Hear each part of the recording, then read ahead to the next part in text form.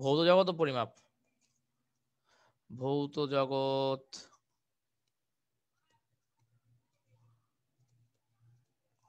ও পরিমাপ, এখান থেকে সুন্দর সুন্দর এমসিকিউ আসবে পরীক্ষায়, ঠিক আছে?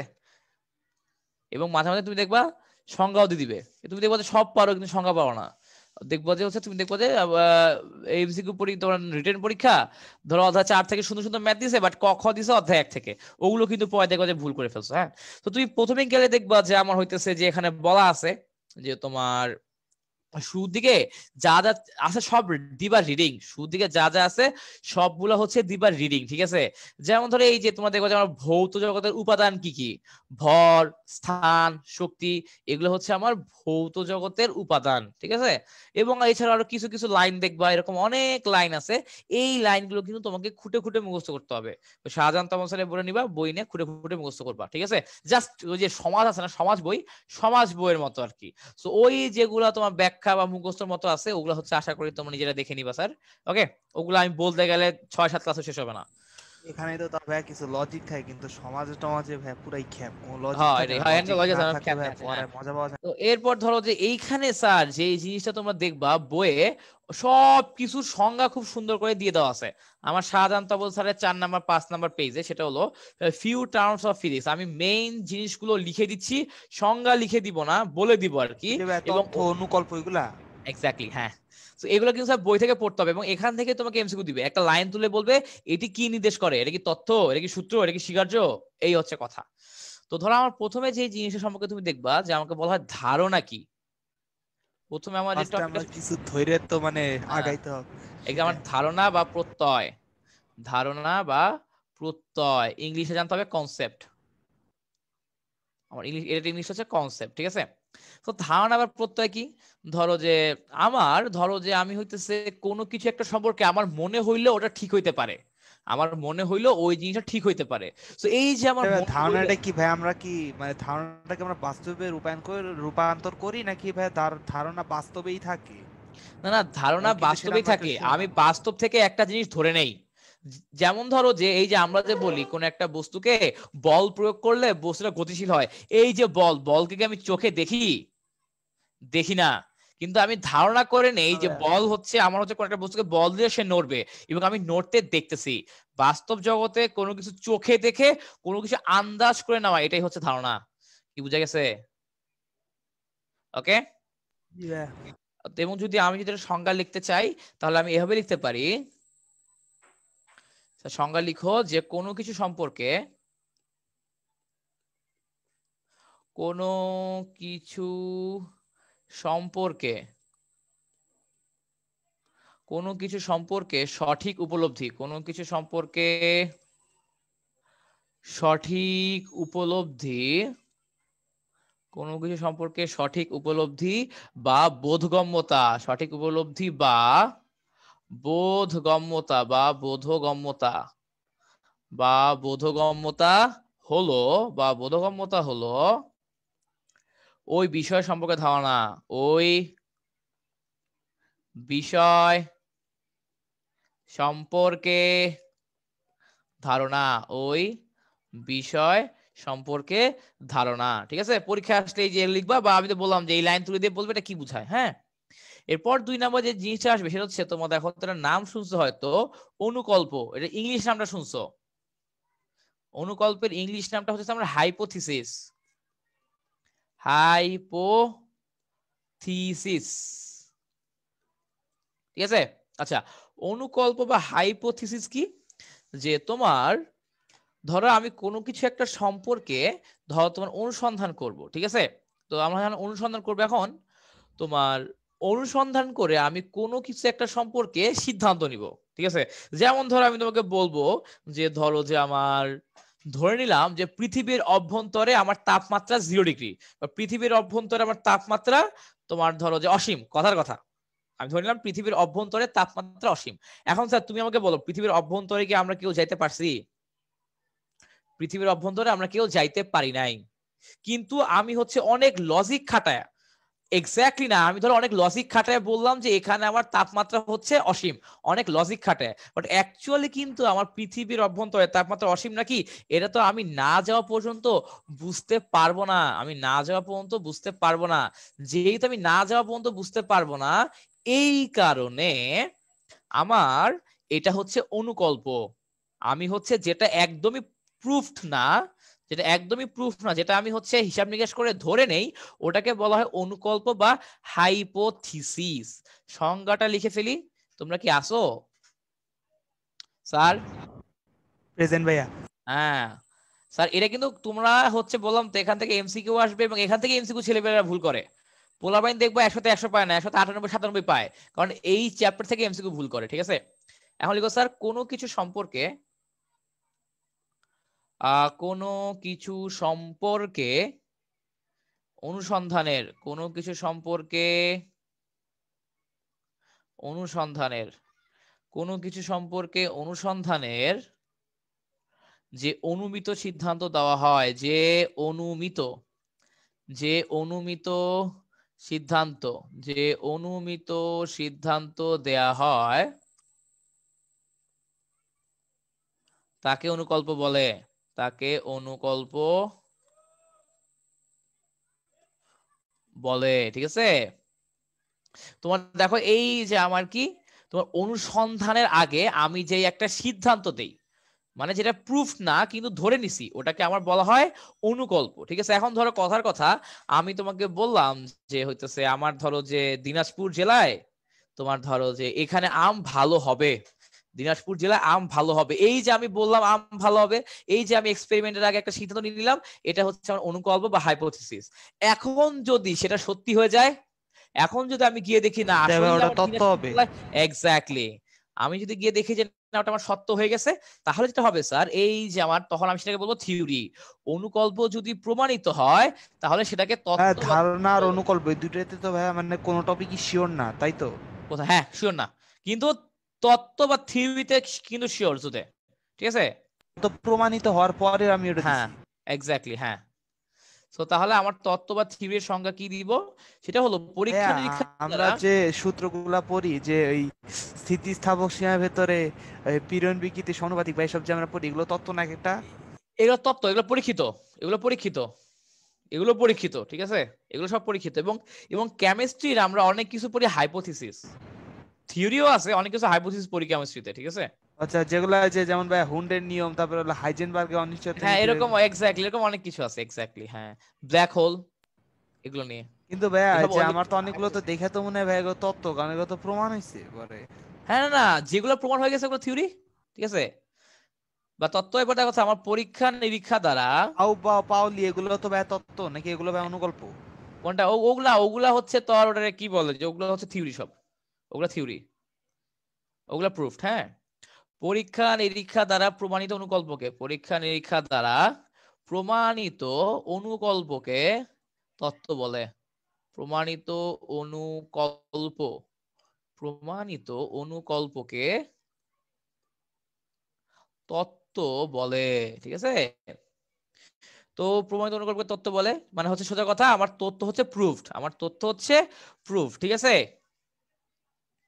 তো এটা গেল তোমার। এবং এখান থেকে আমি একটা জিনিস লিখতে পারি তোমার, যে এবং পরীক্ষা আসার মতো, যে আমার সকল তত্ত্বই অনুকল্প, এই যেটা সকল তত্ত্বই অনুকল্প, সকল তত্ত্বই অনুকল্প, সকল তত্ত্বই অনুকল্প, কিন্তু কিন্তু কিন্তু সকল অনুকল্প, কিন্তু সকল অনুকল্প তত্ত্ব নয়, কিন্তু সকল অনুকল্প তত্ত্ব নয়। ঠিক আছে, এই জিনিসটা মাথায় রাখবো স্যার। স্যার এইটুকু লিখা হয়েছে। হয়েছে ভাই। আচ্ছা, নেক্সট লিখো স্যার যে সূত্র বা ল, সূত্র অথবা ল। তো সূত্র কি? তো সূত্র হলো স্যার, আপনাকে সংজ্ঞা লিখে এরপর বলছি, কোন নির্দিষ্ট শর্ত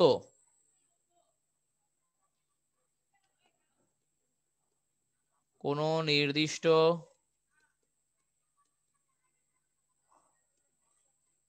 নির্দিষ্ট শর্ত বা অবস্থায়, কোন নির্দিষ্ট শর্ত বা অবস্থায়,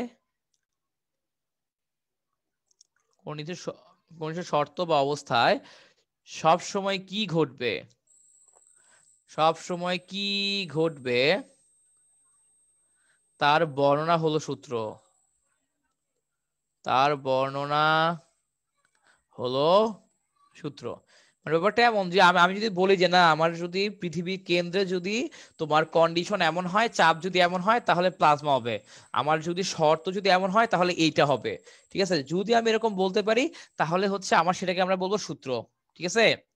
এবং মনে রাখবো স্যার, আমি কখন সূত্র বলতে পারবো, এখন ধরো আমি অনেক যুক্তি দিলাম, আমি অনেক পর্যবেক্ষণ করলাম, অনেক পর্যবেক্ষণ করে স্যার আমার এই যে থিওরি, আমার যে একটা তত্ত্ব, অনেকগুলো পরীক্ষা নিরীক্ষা দ্বারা প্রমাণ হলো। যেমন ধরো জুদে একটা কথা বললো, ধরো কথার কথা যে আমার জুদে বললো যে না, ধরো যে ওর বাসায় ধরো কথা কথা টাকার গাছ আছে, যে গাছ থেকে টাকা পড়ে, জুদে বললো ওর বাসায় টাকার গাছ আছে, ওই গাছ থেকে টাকা পড়ে, ঠিক আছে। তো এখন এখন হচ্ছে প্রথমে তো ধরো মুশফিক বিশ্বাস করে না, মুশফিক ওর বাসায় গেল, গাছ না দিয়া টাকার গাছ। হ্যাঁ, তো হ্যাঁ, তো টাকার গাছ, টাকার গাছ। আর মুশফিক বললো না আসলে ওর বাসায় টাকার গাছ আছে। রাফিরে পাঠাইলাম, রাফিও বললো না টাকার গাছ আছে। মাহারে পাঠাইলাম, মাহাও বলে না আসলে তো টাকার গাছ আছে। আমি আমাদের মাহিকে পাঠাইছি, মাহিও বলে না আসলে টাকার গাছ আছে। তো এই যে অনেকের পরীক্ষা নিরীক্ষার দ্বারা যদি প্রমাণিত হয়, এবং এই যে জুদের বাসায় টাকার গাছ আছে, এইটা যদি আমার এক বা একাধিক বাক্যের মাধ্যমে আমি একটা সমীকরণ বা সূত্রের আকারে লিখতে পারি, একটা সমীকরণ আকারে, বা হচ্ছে ওই যে a square plus 2ab plus b square এরকম আকারে যদি আমি লিখতে পারি, ওটাকে তখন আমরা বলি সূত্র। ওইটাকে আমরা ওকে তখন, ভাই, একটা টাকাও পাঠাতে দেবো না। হ্যাঁ, তো তখন ওইটাকে স্যার আমরা বলে থাকি সূত্র, ঠিক আছে। এবং আমাদের হচ্ছে ম্যাক্সিমাম সূত্রই হচ্ছে আবিষ্কারকের নামে হয়ে থাকে সাধারণত, বুঝে গেছে। এবং হচ্ছে এখান থেকে আরেকটা লাইন চলে আসবে, কি লাইন, যে আমার সকল সূত্রই তত্ত্ব, সকল সূত্রই তত্ত্ব, সকল সূত্রই তত্ত্ব, কিন্তু সকল তত্ত্ব সূত্র নয়, কিন্তু সকল তত্ত্ব সূত্র নয়, সকল সূত্রই তত্ত্ব কিন্তু সকল তত্ত্ব সূত্র নয়। আমার কথা কি স্যার বুঝতে পারছেন আপনারা কি বলছি? ওকে। তো আমি যেটা বলছি, তুমি সিকোয়েন্স খেয়াল রাখো, আমি যে সিকোয়েন্সে পড়াচ্ছি এই সিকোয়েন্স যদি খেয়াল রাখো তাহলে তোমার বুঝতে ইজি হবে, হ্যাঁ, তাহলে মনেও থাকবে কি হইতেছে না হইতেছে। তো এখন এরপরে আমার যেটা আসবে সেটা স্বীকার্য বা পোস্টুলেট, 5 নাম্বার। 5 নাম্বার হলো তোমার স্বীকার্য বা পোস্টুলেট, পোস্টুলেট। তো সেটা কি, তোমার স্বীকার্য বা পোস্টুলেট হলো যে সার্বিক বিবৃতি দিয়ে, যে সার্বিক বিবৃতি দিয়ে, যে সার্বিক বিবৃতি দিয়ে কোনো বৈজ্ঞানিক তত্ত্ব শুরু হয়, দিয়ে কোনো বৈজ্ঞানিক তত্ত্ব শুরু হয়, বৈজ্ঞানিক তত্ত্ব শুরু হয়, তাকে স্বীকার্য বলে, তাকে স্বীকার্য বলে, তাকে স্বীকার্য বলে, ঠিক আছে। তো হচ্ছে ধরো কথার কথা যে তোমার এই যে ধরো আমার স্বীকার্য আমি যদি বলি কি, তো আবার আমরা হচ্ছে অ্যাকচুয়ালি স্বীকার্যকে সহজ ভাষায় যেটা বলি এটা লিখে রাখো, যে স্বীকার্যকে সহজ ভাষায় কি বলে। এই যে আমার সহজ ভাষায় স্বীকার্য হলো, আর সহজ ভাষায় স্বীকার্য হলো তা, স্বীকার্য হলো তা যা বিনা প্রমাণে, যা বিনা প্রমাণে সত্য বলে, যা বিনা প্রমাণে সত্য বলে স্বীকার করে, যা বিনা প্রমাণে সত্য বলে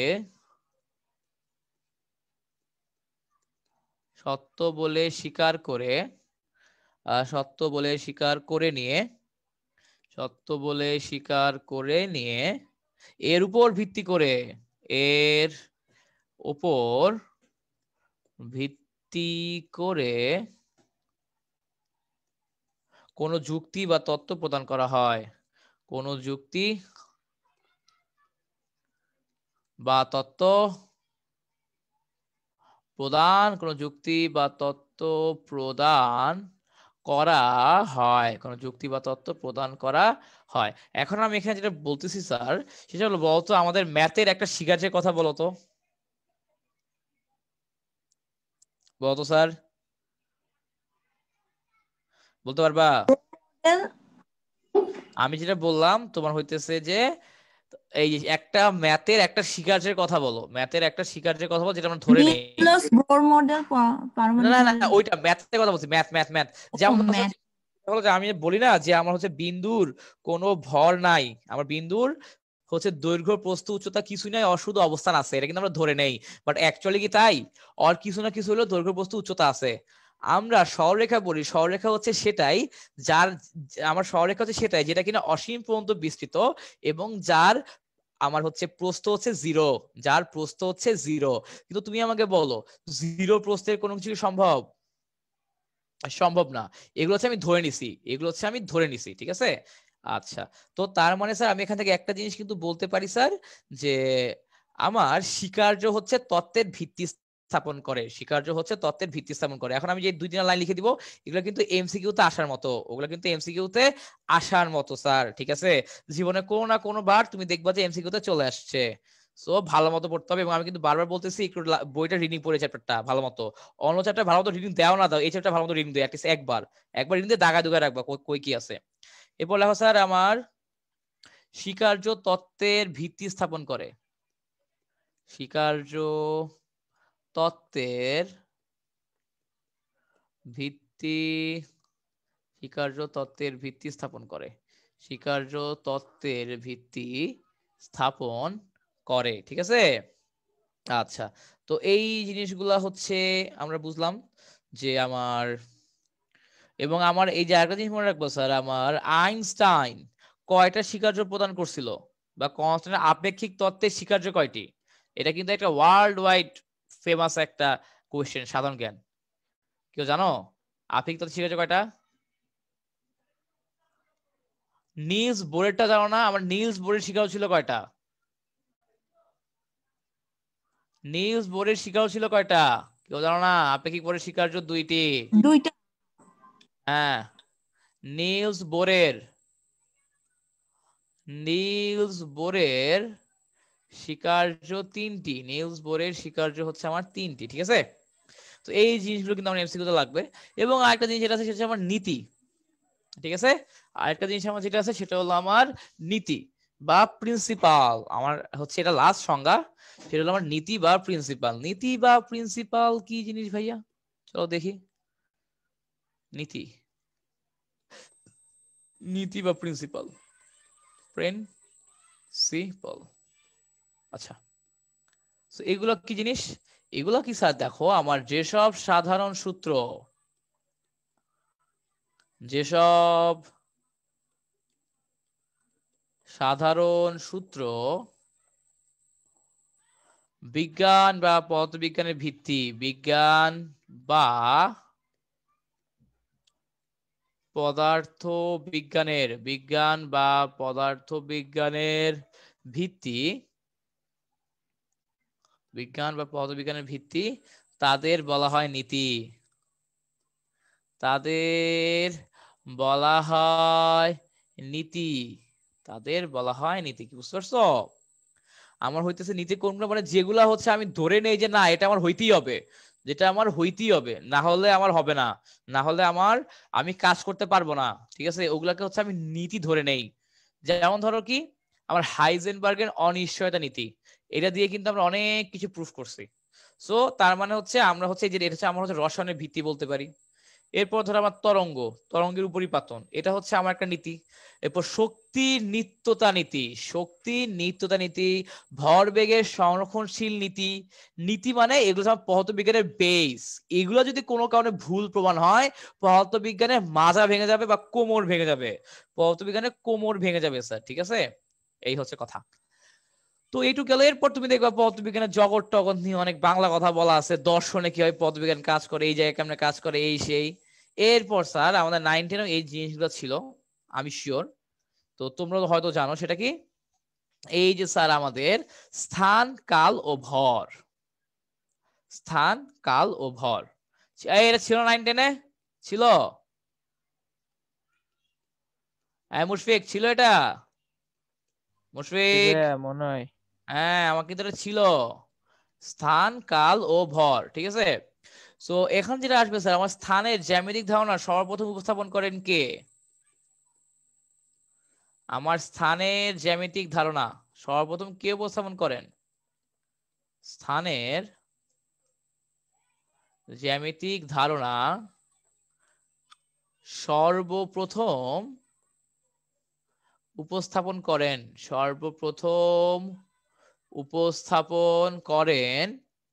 স্যার, কেউ জানো না? আই হাই, ইউক্লিড, বিজ্ঞানী গণিতবিদ ইউক্লিড সর্বপ্রথম স্থানের ধারণা দেয়। আমরা স্থান কি জিনিস, আমরা আশেপাশে যা দেখি সেটাই তো আমার স্থান, তাই না? তো এই জিনিসটা একটু মনে রাখবা, এটা হচ্ছে আমার স্থান। এরপরে আমরা আমাদের পৃথিবী কোন ছায়াপথের অংশ, কেউ বলতে পারবা? পৃথিবী কোন ছায়াপথের অংশ, বা হচ্ছে আমার পৃথিবী কোন? এক্স্যাক্টলি, আমার পৃথিবী হচ্ছে মিল্কি ওয়ে ছায়াপথের অংশ। এটা কিন্তু স্যার মেডিকেলে কোন একবার জানি আসছে নাকি আসে না জানি না, নর্ডেমে আসছিল মিল্কি ওয়ে। হ্যাঁ, সো মিল্কি ওয়ে, ঠিক আছে, এটা খেয়াল রাখবো। আচ্ছা, তো তো এখন স্যার এরপর হচ্ছে আমার ভর মানে কি? ভর মানে তো আমি বুঝি যে হচ্ছে তোমার যা বস্তু গতিকে বাধা দেয় বা দিতে চায়, ঠিক আছে? অথবা যদি আমার কখনো প্রশ্ন বলে ভর কি জিনিস, আমার ভর হলো জড়তার পরিমাপ। নর্মালি বলে দিব ভর হলো জড়তার পরিমাপ। হ্যাঁ, ভর হলো জড়তার পরিমাপ, কোনো যদি প্রশ্ন আসে যে ভর কি, তখন কি লিখবো? ভর হলো জড়তার পরিমাপ, যাতে এক এক পাওয়ার কি, বুঝছো না? এই হচ্ছে কথা। তো এরপর স্যার আমরা দেখবো যে হইতেছে যে আমরা কিন্তু মনে করি ভর কখনো চেঞ্জ হয় না, কিন্তু আমাদের আইনস্টাইন বলছে না, আমার ভর, সময়, দৈর্ঘ্য কোনোটাই আপেক্ষিক না, সবকিছুই চেঞ্জ হতে পারে, কোনোটাই আপেক্ষিক না, সবকিছুই বা যে কোনো কিছুই। যেমন ভাই আপনার আজকে ওজন যদি ধরেন 67 কেজি, পরশু দিন না ভাই 1 মাস পরে তো 69 কেজি 65 কেজি হইতো। এরকম না বস, এরকম না। ব্যাপারটা হচ্ছে যে ওই আপেক্ষিকতা যেটা, সেটা হলো তোর পৃথিবী থেকে তোর মনে হবে একরকম, আরেক জায়গা থেকে মনে হবে আরেক রকম, এটা হচ্ছে আপেক্ষিকতা। আমি পৃথিবী থেকে দেখবো স্পেসে যে আছে ওর ওজন হচ্ছে 70 কেজি, কিন্তু স্পেসের ওর মনে হবে ওর ওজন হচ্ছে ধর 60 কেজি, এরকম এক এক জায়গায় এক এক রকম।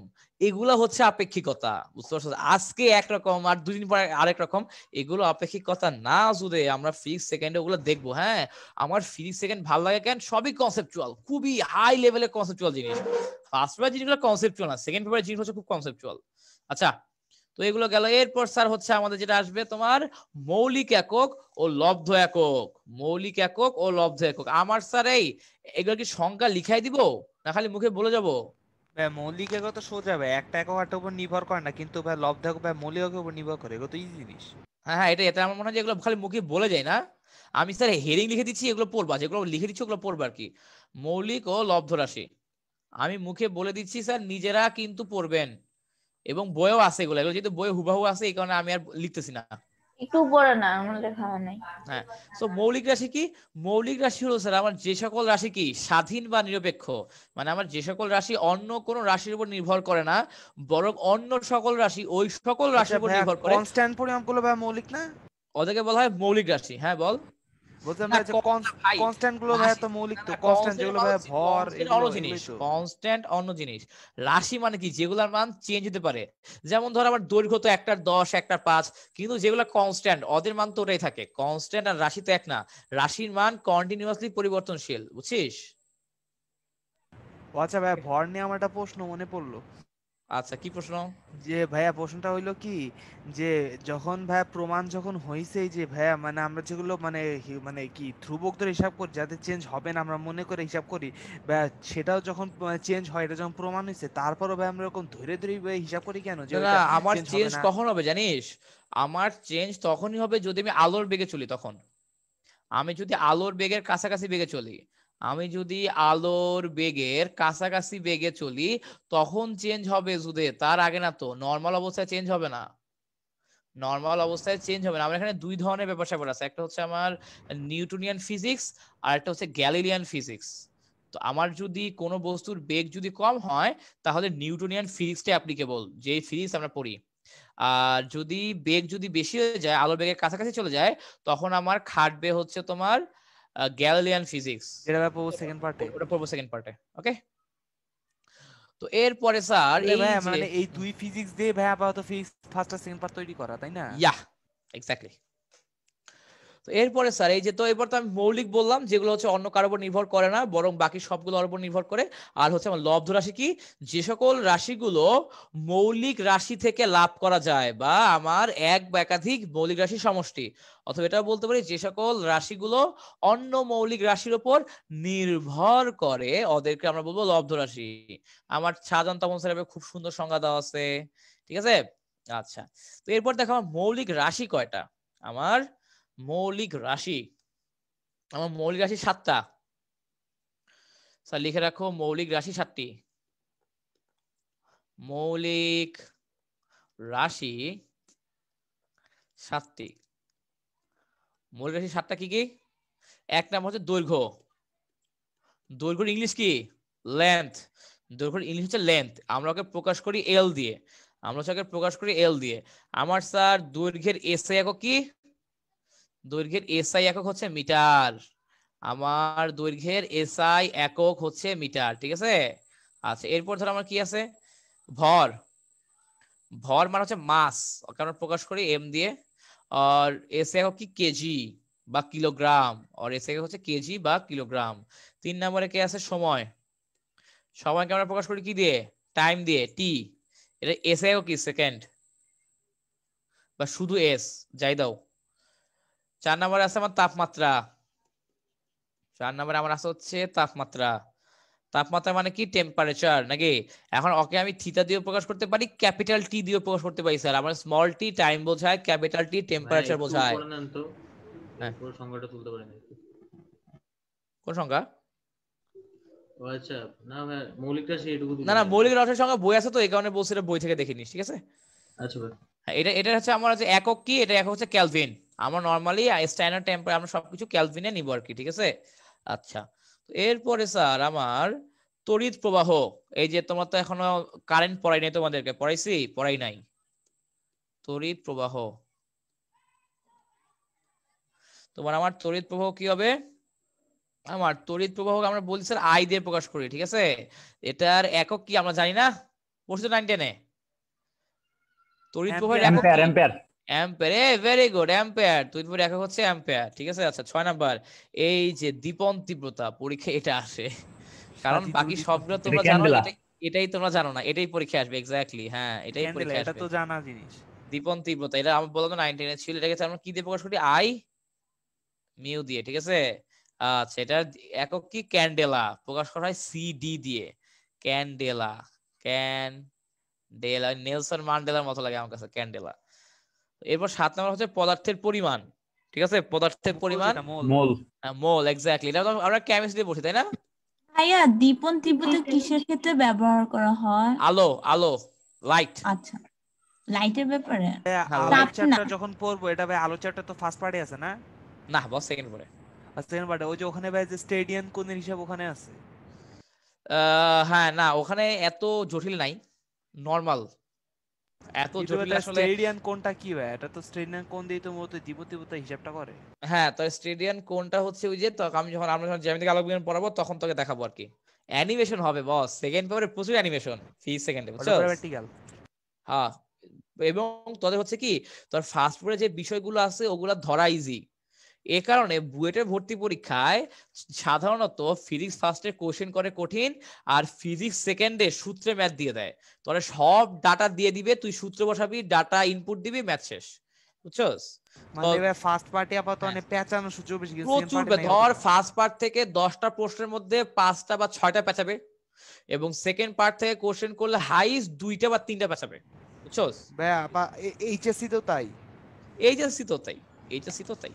আচ্ছা, তো এরপর দেখো আমাদের কি আছে, মাত্রা বা ডাইমেনশন। স্যার স্যার আপনারা খেয়াল করেন আপনাদের বইয়ে, মানে তপন স্যারের বই মনে হয় 11, 12, 13 এই 3টা পেজে আমার হচ্ছে বিভিন্ন রাশির নাম, ওদের হচ্ছে এসআই একক, এসআই এককের সংকেত, এবং হচ্ছে আমাদের ওই যে ধর নরমাল জুল, ওয়াট, এগুলাকে আরো কি কি লেখা যায়, এবং ইম্পর্টেন্টলি এদের মাত্রা, এবং সবচেয়ে ইম্পর্টেন্ট এদের মাত্রা, সবগুলা কিন্তু স্যার দেওয়া আছে, সবগুলা কিন্তু স্যার দেওয়া আছে। এবং এই চার্টটা এইগুলো পড়লে কি এখনই পড়ে ফেলবো? কারণ কি মানে পুরা বই পড়ার সময় তো তখন এমনিতেই পড়ে না, ফেলতে পারবো। অনেক কিছু তোমার সিলেবাসে নাই, অনেক কিছু তোমার সিলেবাসে নাই। যেমন ধরো রোধের মাত্রা, তড়িৎচালক শক্তির মাত্রা, বিভবের মাত্রা, এগুলা কিন্তু ইয়া স্যারের বইয়ে দেওয়া নাই। তপন স্যার বলো বা অন্য স্যার বলো, ওইখানে কিন্তু দেওয়া নাই, এগুলা এখানেই আছে, এখানেই দেওয়া আছে। সো এখনই সব পড়ে ফেলবা। ইভেন আমার যখন অধ্যায় 1 প্রশ্ন করার সময় যখন টিচার বইটা হাতে নিবে, টিচার তো ওগুলাই দিবে। টিচার দেখবে আমার বইয়ে আছে, আমার এই চ্যাপ্টারে আছে, আমি তো দিতেই পারি। সে তো সিলেবাস থেকেই প্রশ্ন করতেছে, কি বুঝতে পারছো? ইভেন আমি যেটা বললাম আর কি, তোমাদের তো হচ্ছে ওটা কি বলে, যে বলছি যে অধ্যায় 2 আর 3 এর উপর সিকিউ হবে, এবং অধ্যায় 1 আর 5 এর উপরও হয়তো মার্চ মাসের দিকে একটা সিকিউ আমরা নিব পরীক্ষা, বা ফেব্রুয়ারিতে নিব, ঠিক আছে? এই মাসে না, ফেব্রুয়ারি বা মার্চে নিব।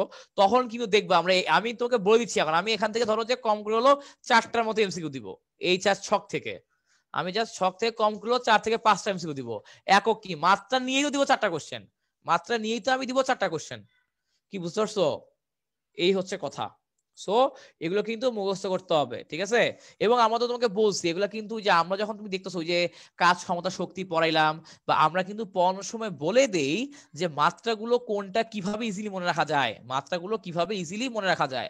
ইয়াগুলা মনে রাখা সহজ, ফার্স্ট পেপারে যে মাত্রাগুলো আছে ওগুলো মনে রাখা সহজ, কিন্তু সেকেন্ড পেপারের যেগুলো আছে, ওই যে তাপমাত্রা, প্রসারণ সহগ, হ্যান ত্যান, এগুলা কিন্তু স্যার মনে রাখা একটু কঠিন, এগুলো মুখস্থ করে ফেলবা, এগুলো কিন্তু মনে রাখা কঠিন স্যার, বুঝতে পারছো? এই হচ্ছে কথা। তো এগুলো একটু খেয়াল রাখেন স্যার, পরীক্ষায় কিন্তু দিব, এগুলা আগেই বলে দিলাম, হ্যাঁ? আচ্ছা ঠিক আছে। তো তার মানে হচ্ছে ওই মাত্রার ছকটা পড়ে ফেলবেন, আগেই বলে দিলাম, ঠিক আছে? আচ্ছা, এরপর দেখো আমার আসতেছে বিভিন্ন সূচক। এখন দেখো স্যার, আমরা হচ্ছে আমাদের কাজের সুবিধার জন্য অনেক সময় অনেক বড় বড় একক ইউজ করি, অনেক সময় অনেক ছোট ছোট একক ইউজ করি, ঠিক আছে? এটা হচ্ছে আমার কাজের সুবিধার জন্য আর কি। হ্যাঁ, এখন ধরো কথা কথা আমি তোরে বললাম যে তুই হচ্ছে 2 লাখ বালুয়ান। এখন এই যে 2 লাখ বালু, এটা বলতেও কষ্ট, লিখতেও কষ্ট, এটা বলতেও কষ্ট। গেসও করাও কষ্ট, কতটুক বালু হবে। হ্যাঁ, তো এই কারণে যদি আমি একটু বড় বড় একক ইউজ করি আমার জন্য 1 মুঠা বেটার। বালু আনবো, তাও তো ভাই কমের 7 থেকে 8 লাখ। হ্যাঁ সেটাই, হ্যাঁ।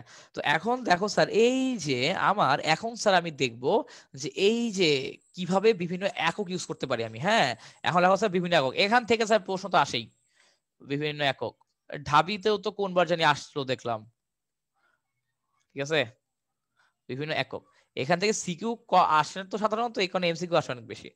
প্রথমে কি আছে স্যার? প্রথমে স্যার হচ্ছে, স্যার দেখো আমার হচ্ছে আছে যে তোমার, আমরা ছোট থেকে বড়তে যাই, ওটা মেবি ভালো হবে তোমার। ধরো কথা কথা আমার প্রথম হচ্ছে এক্সা, এক্সা, এক্সা, এক্সা মানে কি? এক্সা মানে হচ্ছে অ্যাকচুয়ালি 10^18, অ্যাকচুয়ালি এটা মানে হচ্ছে 10^18, এটাকে প্রকাশ করা হয় ই দিয়ে, ই, শুধু ই। ধর কথা কথা আমাকে যদি বলা থাকে এরকম, যে ধর আমার 1 এক্সামিটার, এটা মানে হচ্ছে 1 × 10^18 মিটার, 1 × 10^18 মিটার স্যার, ঠিক আছে? এরপরেরটা হচ্ছে স্যার আমার কি আসবে, পেটা, পেটা, পেটা কি? পেটা, পেটা মানে কি 10^15, এটা মানে হচ্ছে আমার 10^15 প্রকাশ করা হয় ক্যাপিটাল পি দিয়ে, ওই যে সেম আমার হচ্ছে 1 পেটামিটার 10^15 মিটার। এরপর আমার কি হবে টেরা, ওই যে বলে না যে আমার হার্ড ডিস্ক 1 টেরাবিট 1 টেরাবাইট, কি বলো তোমরা? আমার কারো হার্ড ডিস্ক আছে? মেমরি বের হইছে। হ্যাঁ 1 টেরাবাইটের মেমরি, হ্যাঁ 1 এক্সার উপরে নাকি ভাই নতুন একক নাকি ভাই ইয়া এডিশন দেখলাম নতুন একক। হ্যাঁ হ্যাঁ ও বললাম না আস্তে আস্তে আরো বের হবে। তো এই যে এগুলো এটা বলা টেরা, অলরেডি ভাই বের হইছে 10^21 পর্যন্ত। এটা কোনটা হ্যাঁ। জানি, এটা নামও মনে পড়তেছে না। গুগল কই বেটা, আমি তো স্যার বললাম যে 1 টেরাগ্রাম, তো তার মানে কি 1 × 10^12 গ্রাম। হ্যাঁ এরপর আমার ধরো কি আসবে, এটার পর হচ্ছে গিগা। স্যার গিগা মানে তো আমরা জানি, শুনছি তো মনে না 1 গিগাবাইট। 10^8 হয়ে না যে হ্যাঁ 10 না না বস, 9 9 সুদে 10^9 দেন এখানে কি আসলো গিগা, গিগা মানে কি জি, সো 1 গিগা ধর বাইট, তাহলে কি হবে 1 × 10^9 বাইট গিয়ে গেল। এরপর আমরা কি মেগা, মেগা তো আশা করি সবাই পাবো তাই না? মেগা মানে কি? মেগা হচ্ছে 10^6। হ্যাঁ 10^6 ভাইয়া ক্যাপিটাল এম। 3 পর্যন্ত হলো ভাই 3 ব্যবধানে আগাবে, আর হলো ইয়া ওই যে 3 2 1 কথা হলো ওই এক্স্যাক্টলি, মনে 3 পার্থক্য। এবং মনে রাখবা স্যার আমার কেজি এর থেকে বড় যারা, তাদের সব আমার সাধারণত কেজি এর থেকে যারা বড় ওরা হচ্ছে সব ক্যাপিটাল লেটার। আবার বলি আর হলো ভাই ন্যানো যারা বড়, থেকে মনে হয় ভাই পর পর 3 করে করে ভাই হ্যাঁ হ্যাঁ মানে এক্স্যাক্টলি, হ্যাঁ মাইনাসে বাড়বে। কেজি এর থেকে যারা বড় ওরা হচ্ছে সব তোমার হচ্ছে ক্যাপিটাল লেটার। খেয়াল করো এই যে আমার এখানে তুমি দেখো ই বলো, পি বলো, টি বলো, জি বলো, এম বলো, সব হচ্ছে ক্যাপিটাল লেটারে, সবগুলো হচ্ছে ক্যাপিটাল লেটারে স্যার। ওকে, আর হইতেছে আমার কেজি এর পর যারা আসবে, কেজি তো কিলো, কিলো মানে 10^3, ওই 10^3 এর নিচে যারা থাকবে ওরা হচ্ছে সব স্মল, ওরা হচ্ছে সব স্মল। ওকে, তো এখন দেখো যে মেগা, মেগার পর কি আসবে kilo, kilo kilo kilo kilo, এটা হচ্ছে আমার কি 10^3। যেমন ধর আমি তোমাকে নর্মাল বললাম যে এটাকে প্রকাশ করা স্মল কে দিয়ে, ধর আমি তোমাকে বললাম যে 1 কিলো ভোল্ট, এটা মানে কি 10^3 ভোল্ট। ঠিক আছে, আচ্ছা তো এরপর দেখো আমার যেটা আসবে হেক্টো, আমার কি আসলে স্যার হেক্টো চলে আসলো। হ্যাঁ হেক্টো, হেক্টো ভাই একটু একটু উপরে, হ্যাঁ আমার হেক্টো মানে কি 10 স্কয়ার। এই যে এই সাইড থেকে কিন্তু আবার আগে মতো 3 করে কমবে এমন না বস। হ্যাঁ তাই তো তোমাকে বললাম যে আমার হেক্টো সেকেন্ড। টেরা গিগা মিগা ভাই এইসব এককগুলোতে ভাইয়া এগুলা যে ইংলিশ নামগুলো এগুলা কি ভাই প্রত্যেকটা ফার্স্ট অক্ষর কি ভাই মানে সবই ছোট হাতে লিখতে হবে নাকি ভাই বড় হাতে কোথায়? লিখলে অসুবিধা আছে? কি এগুলা ইংলিশ নাম? এগুলা এগুলা এগুলা জি ভাই আরে এগুলা ইচ্ছা, এগুলা তুই মানে এই যে ও, এই নামগুলা তুই ছোট মনে হাতে করছিলাম দিবি ভাইয়া না বড় এখানেও হাতে মনে হয় দিবি না লেখার কেমনে করবি, ফরমালিটিস আছে। এটা সম্পূর্ণ তোর ব্যক্তিগত ইচ্ছা সুদে, এটা সম্পূর্ণ তোর ইচ্ছে। এখানে তোর কমপ্লিট ইয়া আছে, তোমার যা মনে হয় তাই করতে পারো। আচ্ছা ওর একক লেখার ক্ষেত্রে ভাই ওই সময় রেস্ট্রিকশন আছে, আর হ্যাঁ বাসার হ্যাঁ মধ্যে হ্যাঁ ভাইয়া হ্যাঁ, এখানে মনে হয় এরকমই নিয়ম। না এক্স্যাক্টলি হ্যাঁ। তো এরপর স্যার যেটা গেল, তো এরপরে আমার কি আছে ডেকা, ডেকা তো নাম শুনছি আমরা তাই না? ডেকা, 10^1। হ্যাঁ এই যে বুঝে গেছো ডেকা 10^1। উদাহরণ দে একটা, এবং অবশ্যই স্মল ডি। ওই যে 1 ডেকামিটার মানে কত? 1 ডেকামিটার মানে হচ্ছে কি আমার 10 মিটার না বুঝলে? 1 ডেকামিটার মানে হচ্ছে আমার অ্যাকচুয়ালি 10 মিটার। ঠিক আছে, 1 ডেকামিটার মানে হচ্ছে আমার 10 মিটার। আচ্ছা এবার আমার আসবে ডেসি। এই যে এতক্ষণ কিন্তু পাওয়ার গুলো ছিল পজিটিভ, এখন সব পাওয়ার গুলো হয়ে যাবে নেগেটিভ, এখন সব পাওয়ার হয়ে যাবে নেগেটিভ। Deci, deci 10^-1। এই যে স্যার আমরা কিন্তু দেখো, আচ্ছা একটা ভুল লিখছি, ডেকা হচ্ছে ডিএ হবে আসলে, খেয়াল ছিল না। ডেকা মানে হচ্ছে আমার ডিএ, ডেকা মানে হচ্ছে আমার ডিএ। হ্যাঁ আমার ডিএ হবে, ডিএ। হেক্টোরিসটাকে ভাই ছোট হাতের হবে কোথায়? হ্যাঁ হেক্টো। হ্যাঁ আমি বললাম না এই যে এইটুক পর্যন্ত সব ক্যাপিটাল, এটার পর যারা আছে সব স্মল সুদে, এই যে মেগার পর সব স্মল, এই কিলো থেকেই সব স্মল হয়ে যায়। ওকে, তো এরপর দেখো যে এখানে ডি দিব। তো তাহলে কি আসলো যে তোমার ধরো যে আমি ধরকে দিলাম যে 1 decimeter is equal to 10 inverse 1 meter. হ্যাঁ, এরকম 10 এবার টু দা পাওয়ার 0 ভাই আমরা যেটাকে ধরবো ওটাতে ভাই মানে লিটার গ্রাম অর্থাৎ যেটাকে আমাদের আগের হিসাবে আদর্শ বলা হয়তো ভাই ওটা হিসেবে 10 টু পাওয়ার 0 কোথায় না 10 টু দি পাওয়ার 0 বলতে কিছু না, 10 টু দি পাওয়ার 0 মানে তো 1 1 কে কি কোনো অথবা একক ওয়ানই দিয়ে বোঝা যাচ্ছে যেটা আমরা বলে হ্যাঁ যে লিটার মিটার। হ্যাঁ ওগুলো আর কি। তো ওগুলো তো আমার আর তো এক্সট্রা কিছু নেওয়ার দরকার নেই। তো এরপর দেখো আমার সেন্টি, ওই যে বলে না যে সেন্টি খাইছে ছেলে, সেন্টি খাইছে, সেন্টি সেন্টি মানে কি 10 ইনভার্স 2,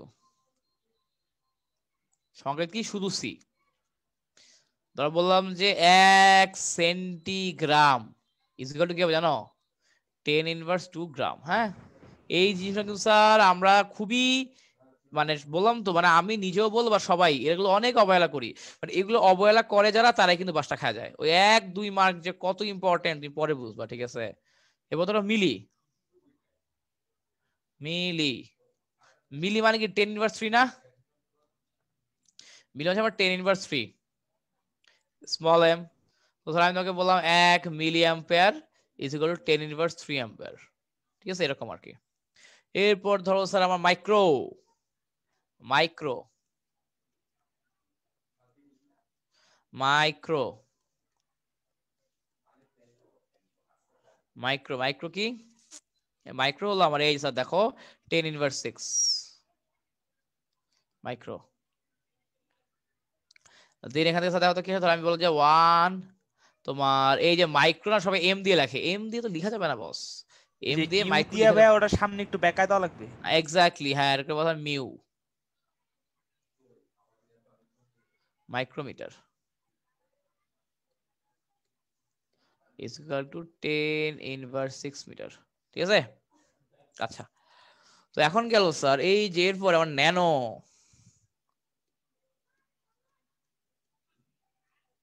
ন্যানো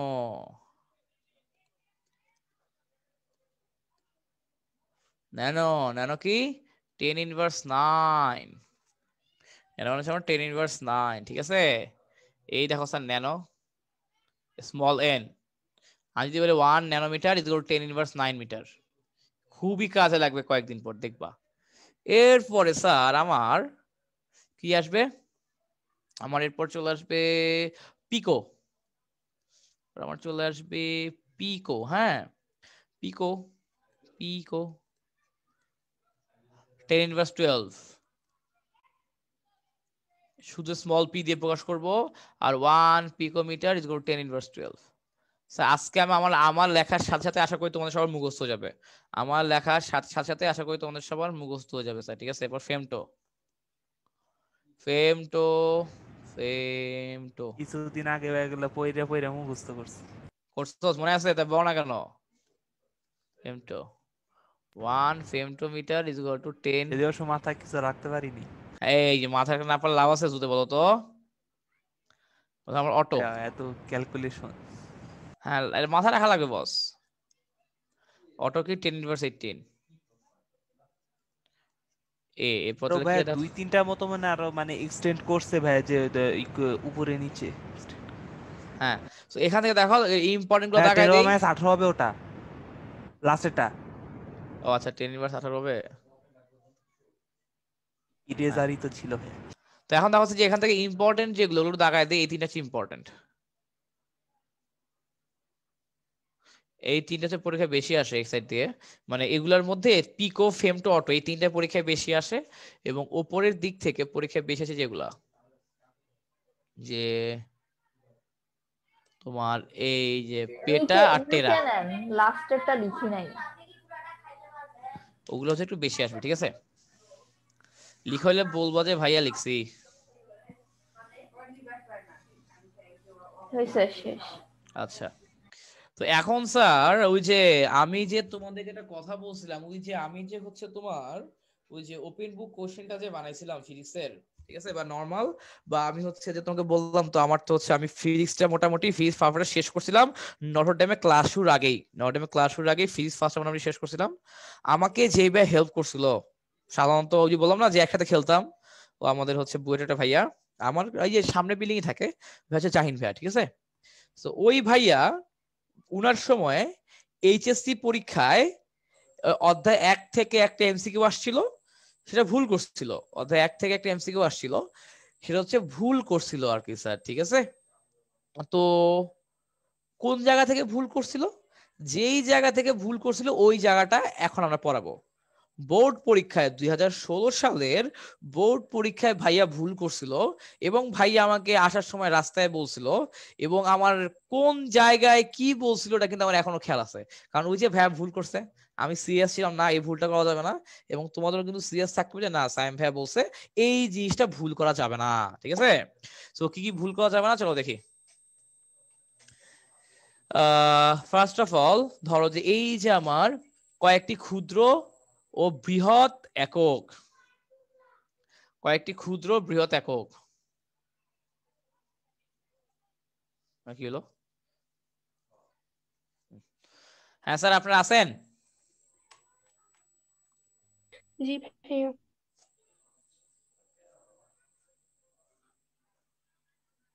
আচ্ছা ঠিক আছে। তো এখন দেখো স্যার যেটা বলতেছিলাম যে ওই যে কয়েকটি ক্ষুদ্র বৃহৎ একক,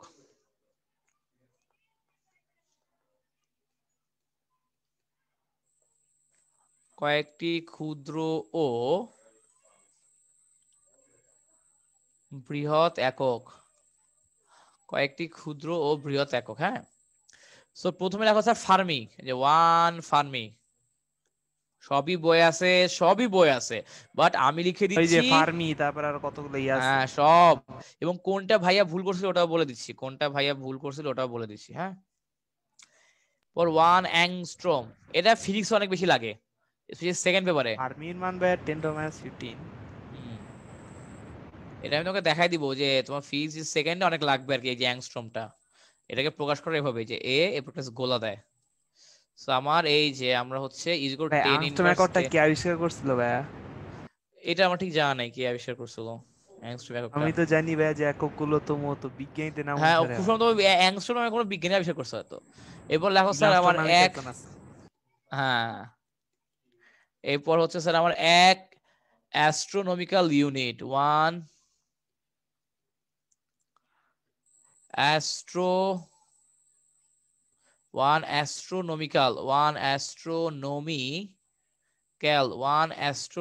unit, 1 astronomical unit,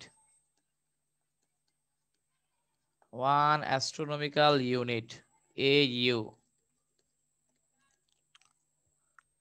1 astronomical unit হচ্ছে যে 1 astronomical unit কি জিনিস, এটা সংজ্ঞা লিখো স্যার। সূর্য ও পৃথিবীর মধ্যকার গড় দূরত্বকে,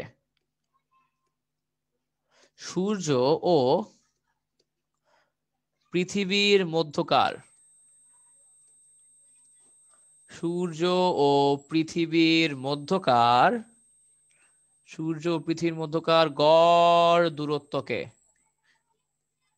সূর্য ও পৃথিবীর মধ্যকার গড় দূরত্বকে এক অ্যাস্ট্রোনমিক্যাল ইউনিট বলে, এক ভাই এখানে কি গড় দূরত্ব কি কাল্পনিক অ্যাস্ট্রোনমিক্যাল, না না না এটা মাপা, হ্যাঁ মাপা? আর তো এখানে গড় দূরত্ব বললো কেন তাহলে? বলতেছি কেন বলছে, দূরত্বকে এক অ্যাস্ট্রোনমিক্যাল ইউনিট বলে। আচ্ছা এটা মানটা লিখো, এই যে এরপর আমি মুশফিকের আনসার দিচ্ছি কেন গড় বলে। 1 astronomical unit is equal to 1.495 into 10 to the power 8 meter, ঠিক আছে, 1.495 into 10 to the power 8 meter. তো এইটুকু সবার লিখা হইলে বলো, এরপর হচ্ছে কেন গড় বলে ওখানে আসতেছি। স্যার লিখা হইছে এইটুক? জি ভাইয়া। আচ্ছা, তো গড় কেন বলা হয় ওস্তাদ?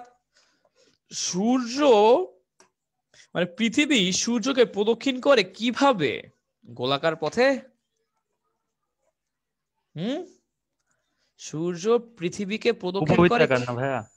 এক্স্যাক্টলি, উপবৃত্তাকার। উপবৃত্ত দেখতে কেমন হয়?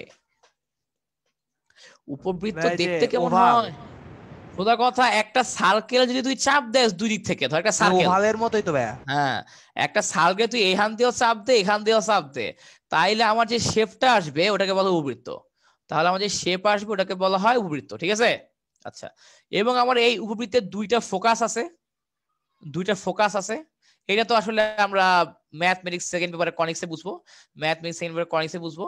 তো হচ্ছে আমার নরমালি সূর্যকে ফোকাসে রেখে ঘুরে আর কি পৃথিবী চারদিকে। তো ধর কথার কথা, এই যে এটা হচ্ছে আমার পৃথিবী, হ্যাঁ, আর ধর কথার কথা এটা হচ্ছে আমার সূর্য, এই যে এটা ধর আমার সূর্য, হ্যাঁ। তো এখন আমার ডিসটেন্সটা অ্যাকচুয়ালি যা হবে, যদি আমার পৃথিবীটা এই জায়গায় থাকে তাইলে কি ডিসটেন্স সেম হবে? ওস্তাদ মুশফিক? না ভাইয়া। হ্যাঁ, তো এই যে, তো তার মানে কি আমার এক এক সময় দ্রুতটা এক এক রকম হচ্ছে না? এক এক সময় আমার দ্রুতটা এক এক রকম হয়ে যাচ্ছে। এ কারণে স্যার আমরা এই যে একটা অ্যাভারেজ ডিসটেন্স নেই, অ্যাভারেজ। কি বুঝা গেছে কেন গড় দূরত্ব নেই মুশফিক? ঠিক জি আছে, ভাইয়া। সো গড় দ্রুত কেন নেই বুঝতে পারলাম, ভেরি গুড, কোনো প্রবলেম নাই। এরপর দেখো যে কি লিখছি, অ্যাস্ট্রোনমিক্যাল ইউনিট। এরপর লেখো স্যার এক আলোকবর্ষ বা লাইট ইয়ার। এক আলোকবর্ষ বা লাইট ইয়ার, এক আলোকবর্ষ, এক আলোকবর্ষ বা লাইট ইয়ার।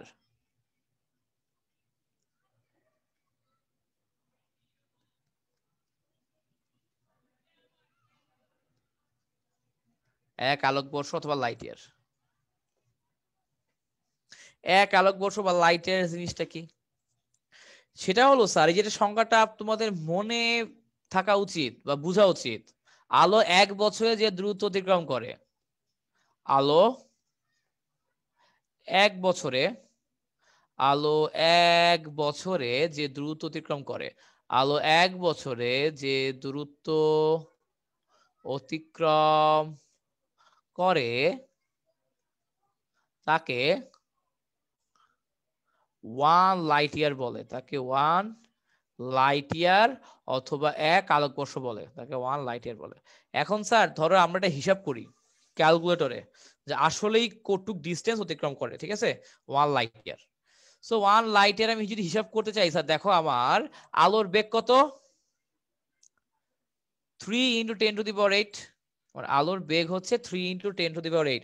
তোমরা কি আমার সাথে একমত নাকি তোমাদের কারো সন্দেহ আছে এই বিষয়ে? আপনারা কি স্যার আমার সাথে একমত? জি ভাইয়া। হ্যাঁ, আচ্ছা ঠিক আছে। তো এখন আমাকে বলো যে এই যে আমার আমার এটা তো মিটার পার সেকেন্ড না, আর আলোর বেগ হচ্ছে 3 × 10⁸ মিটার পার সেকেন্ড।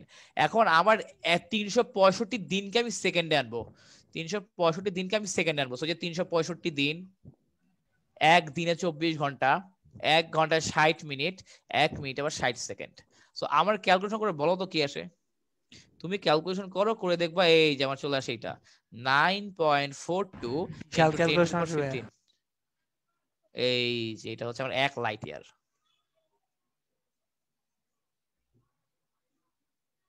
এই মানটা মুখস্থ রাখবেন স্যার। কেন মুখস্থ রাখবা? পরীক্ষা হলে গেলে বুঝবা যে কেন সায়েম ভাইয়া বলছিল এটা মুখস্থ করতে। ঠিক আছে, পরীক্ষা হলে গেলে বুঝবা সায়েম ভাই কেন বলছিল এটা মুখস্থ করতে। ক্যালকুলেটর ইউজ করে বাইর কর মনে তখন। ঢাকা বিশ্ববিদ্যালয়ে ভর্তি পরীক্ষা সেইস হাই মুশফিক, এটা মিম আছে না যে ঢাবি সেইস হাই, ওরকম আর কি। কি বুঝা গেছে? হ্যাঁ, জি ভাইয়া। আমি কি বুঝাতে চাইছি মুশফিক, বুঝে গেছো না তুমি? আচ্ছা ভাইয়া একটা প্রশ্ন। হ্যাঁ জি বলো। ভাইয়া, বুঝতে পারছি। আচ্ছা ভাইয়া, হুম, আলো ভাইয়া এক সেকেন্ডে কি ভাই মানে 3 × 10⁸ মিটার যায় এক সেকেন্ডে? ইয়াপ, যায়। হ্যালো ভাইয়া। আলো, হ্যাঁ, আসলেই যায়, আসলেই যায়, আসলেই যায়। এটা পরীক্ষিত যে আসলেই যায়। ওকে, এটা পরীক্ষিত যে আসলেই যায়। এবং তোমরা হচ্ছে ইউটিউবে সার্চ দিবা তাইলে যে ভাইয়া হচ্ছে 3 × 10⁸ যদি ভাই এক সেকেন্ডে যায় তাই 9.4 × 10⁻15 মিটার, তাইলে ভাই এটা কতটুকু হয়? এটা শোন, তুই কি ভাবছস যে 1 সেকেন্ডে হচ্ছে আমার 10 টু দি পাওয়ার 8, 2 সেকেন্ডে 6 ইনটু 10 টু দি পাওয়ার 16, এমন হিসাব নিকাশ না তো। 10 টু দি পাওয়ার 15 মানে তুই দেখ, ধর কথার কথা আমার 1 লাখ, 1 লাখের পিছে তুই একটা শূন্য লাগা, 10 লাখ, 10 লাখের পিছে একটা শূন্য লাগা, 1 কোটি, কি বিশাল পরিমাণে বাড়তেছে, খেয়াল করছস? এই হচ্ছে কথা, কি বিশাল পরিমাণে বাড়তেছে, খেয়াল করছস জি না? ভাইয়া। এই হচ্ছে হিসাব নিকাশ আর কি, বুঝছস? আর কিছুই না। আচ্ছা, তো এরপর হচ্ছে তুই দেখ, এই যে আমাদের হচ্ছে যেটা তোমার সবাই যেটা ভাবে যে আলোকবর্ষ হচ্ছে সবচেয়ে বড় একক, এটার চেয়ে বড় একক আর দুনিয়াতে নাই, এটার চেয়ে বড় একক দুনিয়াতে থাকার সম্ভাবনা। এবং আমার ওই জাহিন ভাইয়া, ওই ভাই এখন 4th ইয়ারে, ঠিক আছে, ওই ভাইয়া যেটা মনে করছে, ভাইয়া তো মনে করছে যে আলোকবর্ষ হচ্ছে তো বড় কোনো একক থাকা সম্ভব না, কিন্তু ওই ভাইয়া কিন্তু ভুল করে দিয়ে আসছে, ভাইয়া কিন্তু এটা ভুল করে দিয়ে আসছে। আলোকবর্ষ এটার চেয়েও বড় একটা একক আছে, সেটা হচ্ছে পারসেক, সেটা হচ্ছে পারসেক, 1 পারসেক। হেডিং লিখো 1 পারসেক, লাইট ইয়ার থেকে বড় একক, 1 পারসেক।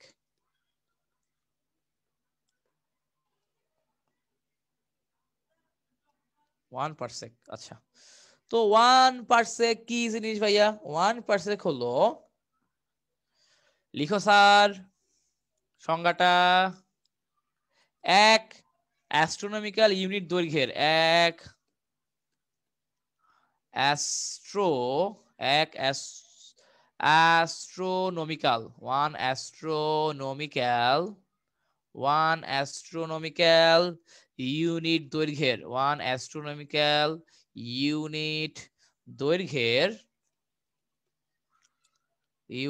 দৈর্ঘ্যের কোন চাপ, ইউনিট দৈর্ঘ্যের কোন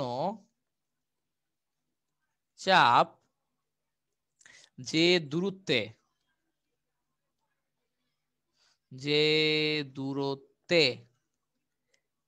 ঠিক, যে দূরত্বে ঠিক 1 সেকেন্ড কোণ, যে দূরত্বে ঠিক 1 সেকেন্ড কোণ, 1 সেকেন্ড কোণ কিন্তু সময় না, 1 সেকেন্ড কোণ, এটাকে প্রকাশ করা হয় যেভাবে 1 ডাবল ইয়া।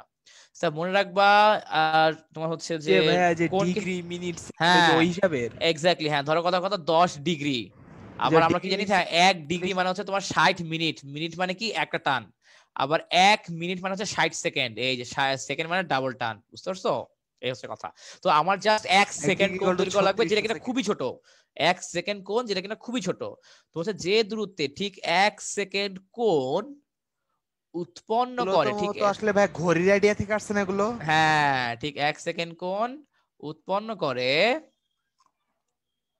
তাকে 1 পারসেক বলে। ভাই যে মানে 1 সেকেন্ড ওইটুকু হিসাব করা হয়, ঘড়ি হিসাব থেকে মতো এগুলো আসছে এক্স্যাক্টলি, আমার যেমন হয়। হ্যাঁ তাকে 1 পারসেক বলে, তাকে 1 পারসেক বলে, তাকে 1 পারসেক বলে। হ্যাঁ আচ্ছা গুড। তো 1 পারসেকের এটা লিখে নাও, এটা আসলে তোমরা নিজেরাও হিসাব করতে পারবা, কিভাবে হিসাব করবো বলে দিচ্ছি। 1 পারসেক লিখে রাখো, 1 parsec is equal to 3.2616 light year,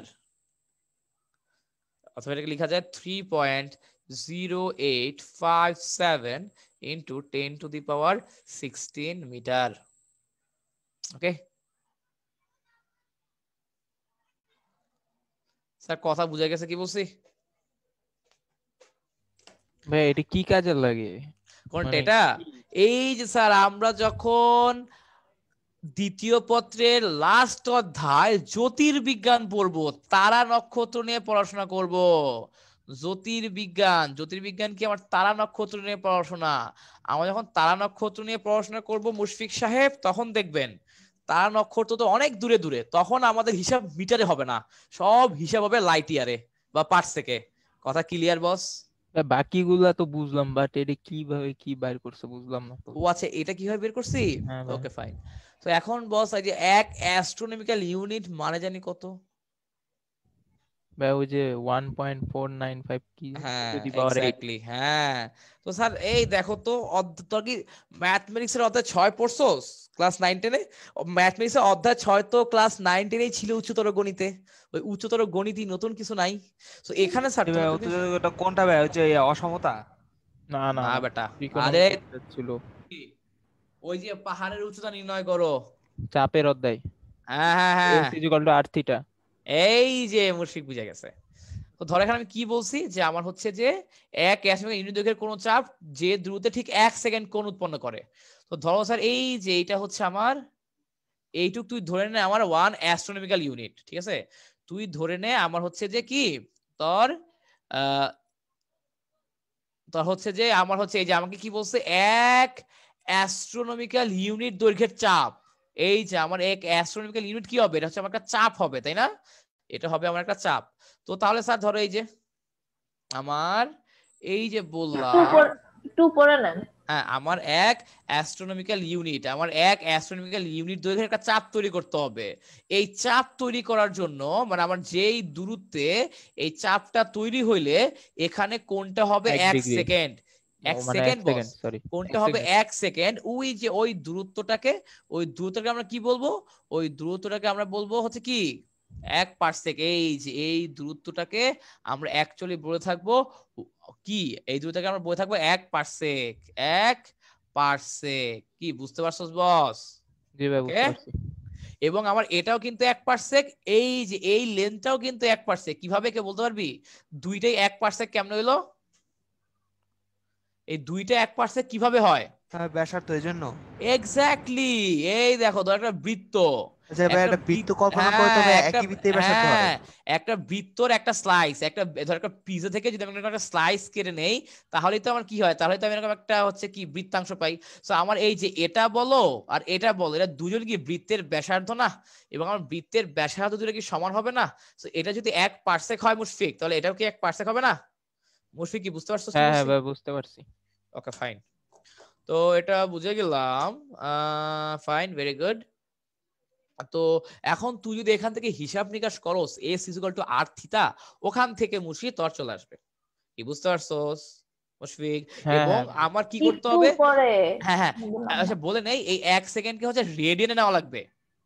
radian, ওই যে S = r থিটা করার জন্য তো হচ্ছে এই থিটাকে পাই কিন্তু বাই 180। শুধু পাই বাই 180 মানে আমার ওই যে ডিগ্রিকে পাই বাই ডিগ্রিতে 180 করলে তোর হ্যাঁ সেকেন্ডকে আগে তুই ডিগ্রি নিয়ে ব্যবহার 60 করতে 60 দিয়ে বুঝছস? ভাগ দিয়ে, বুঝতে হ্যাঁ হ্যাঁ, পারছি। বুঝে গেছ না বস? হ্যাঁ তাহলে চলে আসবে। Clear Moshe? হ্যাঁ এখন ভাই, তো বুঝছো যে আসলে ব্যাপারটা কেমনে আসলো। হুম, ক্লিয়ার? বুঝতে পারছি। মানে এমন ভাবে বুঝতে হবে যাতে আরেকজনকে বুঝাইতে পারোস, ঠিক আছে? এই হচ্ছে কথা। আন্নেরা লিখছুইন স্যার, আপনারা কি লিখেছেন? হ্যাঁ ভাই, শেষ জি লেখা শেষ। ভাইয়া। একটু একটু আচ্ছা হ্যাঁ, জলদি লিখো বা স্ক্রিনশট মারো। না, বুবু স্ক্রিনশট নিলে পরে লেখা হয় না। শেষ। শেষ, ওকে। এরপর স্যার তোমার হইতেছে যে অনেক একক আছে, কোনগুলো জানতে হবে কেন, ওই যে ঢাকা ভার্সিটি, ঢাকা বিশ্ববিদ্যালয়ের জন্য জানতে হবে, এবং হচ্ছে যে সবাই ঢাকা বিশ্ববিদ্যালয়ের পরীক্ষা দেয়, এটা তো আসলে মিস নাই। আচ্ছা, তো এখন দেখো স্যার এই যে এটা গেল, এরপরে 1 হেক্টর, 1 হেক্টর মানে কত এটা কেউ জানো? তো বলে না যে 1 হেক্টর জমি, 1 হেক্টর জমি মানে কি? 1 হেক্টর, আমার হেক্টর কিসের একক কে বলতে পারবা? হেক্টর ক্ষেত্রফলের একক। আমার হেক্টর হচ্ছে ক্ষেত্রফলের একক। 1 হেক্টর মানে বোঝায় 10⁴ মিটার স্কয়ার। 1 হেক্টর মানে বোঝায় 10⁴ মিটার স্কয়ার, ঠিক আছে? এবং এছাড়া আমরা নর্মাল একটা জিনিস দেখাইছিলাম না কেমিস্ট্রিতে, 1 লিটার মানে কি? 1 লিটার মানে হচ্ছে আমার 1 10⁻³ সেন্টিমিটার মিটার কিউব, বা হচ্ছে আমার 1 ডেসিমিটার কিউব, অথবা কি আমার 1000 সেন্টিমিটার কিউব, তাই না? জি ভাই। আমরা এই জিনিসটা বলছিলাম, আমার 1 মিটার কিউব মানে অ্যাকচুয়ালি 1000 লিটার। 1 মিটার কিউব মানে কি অ্যাকচুয়ালি 1000 লিটার, ঠিক আছে স্যার? ক্লিয়ার? ওকে, হ্যাঁ ভাই, ওকে। আচ্ছা। তো এরপর স্যার যে কিছু কিছু ছোটখাটো জিনিস আছে, সেটা হচ্ছে কি আমার যে 1 কুইন্টাল, কিছু ছোটখাটো এক হচ্ছে আমার 1 কুইন্টাল। 1 কুইন্টাল, 1 কুইন্টাল মানে কত মনে রাখবা স্যার? আমার 1 কুইন্টাল মানে হচ্ছে 100 কেজি। 1 কুইন্টাল মানে 100 কেজি, ঠিক আছে? ধরো তুই চাল কিনতে গেলে আমরা বলবো যে আমার আধা কুইন্টাল চাল দেন। আধা কুইন্টাল মানে কি 50 কেজি। তবে 1 টন, 1 টন মানে কত? আমার 1 টন মানে হচ্ছে 1000 কেজি। এরপর 1 বছরকে তুমি দেখবা সেকেন্ডে নেওয়া আছে। এটা আসলে আমার ঢাবিতে চলে আসতে পারে 1 বছর মানে কত সেকেন্ড, এই কারণে এটা যদি মাথায় রাখতে পারো ভালো, আর না হয় যদি তোমার মনে হয় যে না আমি এটা মাথায় রাখবো না, পরীক্ষা হলে বসে বসে ক্যালকুলেশন করবো, দেন তোমার ইচ্ছা, ঠিক আছে, তুমি কি করবা না করবা এটা সম্পূর্ণ তোমার ইচ্ছা। এবং স্যার তোমরা ওই যে তোমাদের বইয়ের 15 নাম্বার পৃষ্ঠায় দেখবা গ্রিক বর্ণমালা দেওয়া আছে, বিভিন্ন গ্রিক বর্ণমালা, তুমি তোমার বই দেখবা বিভিন্ন গ্রিক বর্ণমালা আছে, আলফার সংকেত, বিটার সংকেত, গামার সংকেত, ডেল্টার সংকেত, এপসাইলন নটের সংকেত, জিটা এর সংকেত, ইটা এর সংকেত, থিটা এর সংকেত, কাপ্পা এর সংকেত, ল্যামডা, এরপরে মিউ, এরপরে নিউ, ঠিক আছে, আমার হচ্ছে মিউ, এরপর হচ্ছে আমার নিউ, ঠিক আছে। আচ্ছা, তো এরপর গেল স্যার এই যে তোমার এটা হচ্ছে আমার মিউ, এইটা হচ্ছে আমার নিউ, ঠিক আছে, যেটা কি নিউ নিউ, এটা হচ্ছে আমার নিউ, ঠিক আছে। আচ্ছা, এরপর হচ্ছে কি আমার হচ্ছে জাই, ঠিক আছে, এরপর হচ্ছে অমিক্রন, পাই, রোব, যা যা আছে সব গ্রিক বর্ণমালা যেগুলো আমরা ইউজ করি, ওমেগা, সাই, ফাই, সব কিছু তুমি দেখবে বক্স করে দেওয়া আছে। তো এগুলো কিন্তু স্যার মনে রাখবেন, মুখস্থ করবেন এমসিকিউ এর জন্য, মনে রাখবেন মুখস্থ করবেন এমসিকিউ এর জন্য স্যার, ঠিক আছে। ভাই এগুলো কি ভাই চাইনিজ না? না, সব গ্রিক বর্ণমালা স্যার। শাই এটা চাইনিজ একক না? না না, গ্রিক গ্রিক, সাই না, সব গ্রিক। নামটা শুনে হলো চাইনিজ। শুনে মনে হবে না। এখন স্যার আরো কিছু একক লিখো যেগুলা বইয়ে দেওয়া নাই, আরো কিছু একক লিখেন স্যার যেগুলো আমার বইয়ে দেওয়া নাই। হ্যাঁ, একটু ভাই হেক্টর লাইনটা উঠান তো, হেক্টর লাইনটা একটু উঠান। দেখ চলছে, ঠিক আছে, লেখা হয়েছে। হইছে? আচ্ছা, এরপরে হইছে? স্যার হ্যাঁ হ্যাঁ হ্যাঁ, শেষে এরপর আমার বিভিন্ন জিনিসপত্র আছে, দৈর্ঘ্যের বিভিন্ন একক লিখি আমরা, এই জিনিসগুলো বইয়ে নাই বাট লাগবে, তোমরা হয়তো অনেক অনেক কিছু জানো। স্যার আমার 1 ইঞ্চি মানে কত মিটার, 1 ইঞ্চি মানে কত সেন্টিমিটার কেউ জানো? 1 ইঞ্চি মানে 2.54 সেন্টিমিটার, এগুলো জানতে হবে, বাস্তব লাইফে লাগবে। 1 মিটার মানে কত ইঞ্চি? দেখছি ওই 2.5 সেন্টিমিটারের মতোই হয়, 39.37 একটু ইঞ্চি। হেরফের হয় সামান্য। হ্যাঁ, আর ফিরে নিলে কত? 3.28 ফিট, 3.28 ফিট। একইভাবে আমার 1 ফিট মানে কত মিটার? এসব ফুট পাউন্ড সেকেন্ড হিসাব না করে দেখছি 0.3048 মিটার সেন্টিমিটার হিসাব করে সোজা। বস তোমাকে পরীক্ষা দিল জুদে, ঢাকা বিশ্ববিদ্যালয়ের ভর্তি পরীক্ষা, 1 মিটার মানে কত ফিট, কি করবা জুদে? বুঝছো না বুঝো নাই? ওকে ওই সময় ভাই একটু হিসাব করে দেখতে হবে। ওকে, পারবি না হিসাব করতে পরীক্ষা হলে, মুখস্থ না থাকলে পারবা না। এবং 1 নাম্বার ছায়া দিয়ে আসো, তুমি 1000 পিছা যাবা। এখন তুমি কি 1000 জনের পিছে থাকতে চাও না, এটা তো আমার ব্যক্তিগত বিষয়। তো দেখো যে আমার 1 মাইল মানে হচ্ছে 1760 গজ, এবং স্যার একটা জিনিস মনে রাখবো, 1 গজ মানে কত ফিট, ওটা হচ্ছে ম্যাথ সেকেন্ডে পড়েছিলাম ওদিন। 1 গজ মানে 3 ফিট, 1 গজ মানে 3 আর ফিট। ভাই একটা প্রশ্ন আছে ভাই, এরকম মানে হিসাবের মানে কি যে এই জটিলতার কারণে কি ভাই ওই যে এফপিএস তারপরে হলো সিজিএস মানে ওইসব এককগুলো কি ভাই পোস্টপোন হইছে? এক্স্যাক্টলি, হ্যাঁ, হিসাবে ঝামেলা। এছাড়াও স্যার দেখো এটাকে আমরা কি বলতে পারি, 1 মাইল মানে 1.61 কিলোমিটার। হ্যাঁ, আমার হচ্ছে 1 মাইল মানে 1.61 কিলোমিটার, এটা একটু খেয়াল রাখবা, একটু বেশি ভালো লাগে এই যে এটা এটা। আচ্ছা, এবং এছাড়া স্যার আমার 1 কিলোমিটার মানে কত mile? 1 kilometre is equal two 0.62 mile, 0.62 mile, ঠিক আছে, এই হচ্ছে কথা। এরপর আমার 1 মেট্রিক টন, আমার 1 মেট্রিক টন মানে 1000 KG, 1 metric ton, 1 metric ton মানে কত? 1000, 1 মেট্রিক টন মানে আমার 1000 কেজি, ঠিক আছে। তো এই হচ্ছে গেল, আর তো মোটামুটি এগুলাই স্যার, ঠিক আছে। আমার কথা কি বুঝতে পারছো তোমরা, ভাইয়া কি বলতে চাচ্ছি? এরপর তোমার দেখবা যে বিভিন্ন রাশি লেখার নিয়ম, কেমন লেখা যাবে কেমন লেখা যাবে না। এরপর বিভিন্ন বিজ্ঞানীদের নাম যে কে কোনটা আবিষ্কার করে, কোন বিজ্ঞানী কোনটা আবিষ্কার করে স্যার, ঠিক আছে। এই জিনিসগুলো কিন্তু স্যার জানতে হবে, এই জিনিসগুলো কিন্তু স্যার তুমি দেখবে যে বইয়ে দেওয়া আছে, ঠিক আছে।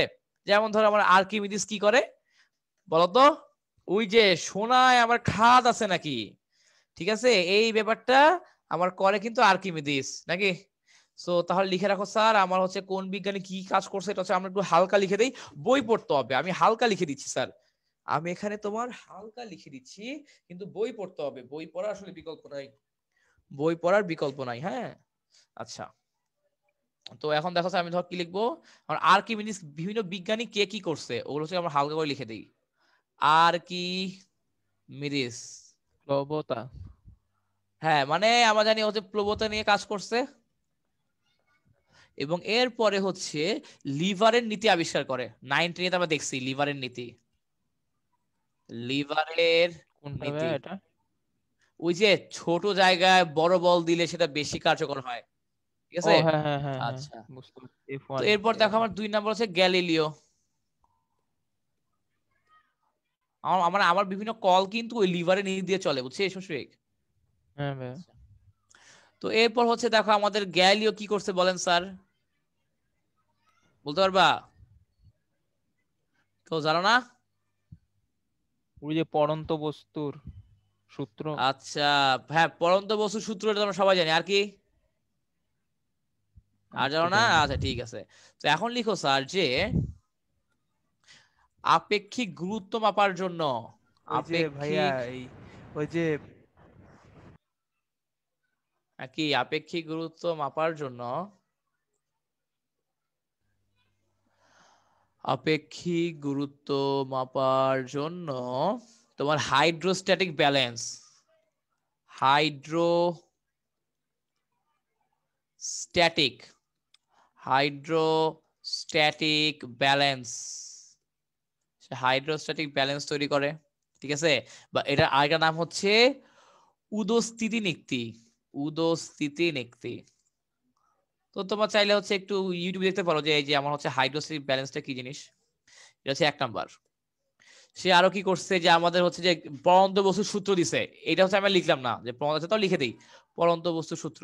পরন্ত বস্তুর সূত্র কয়টা? পরন্ত হ্যাঁ, পরন্ত বস্তুর 3টি সূত্র, 3টা। পরন্ত বস্তুর 3টি সূত্র, হ্যাঁ।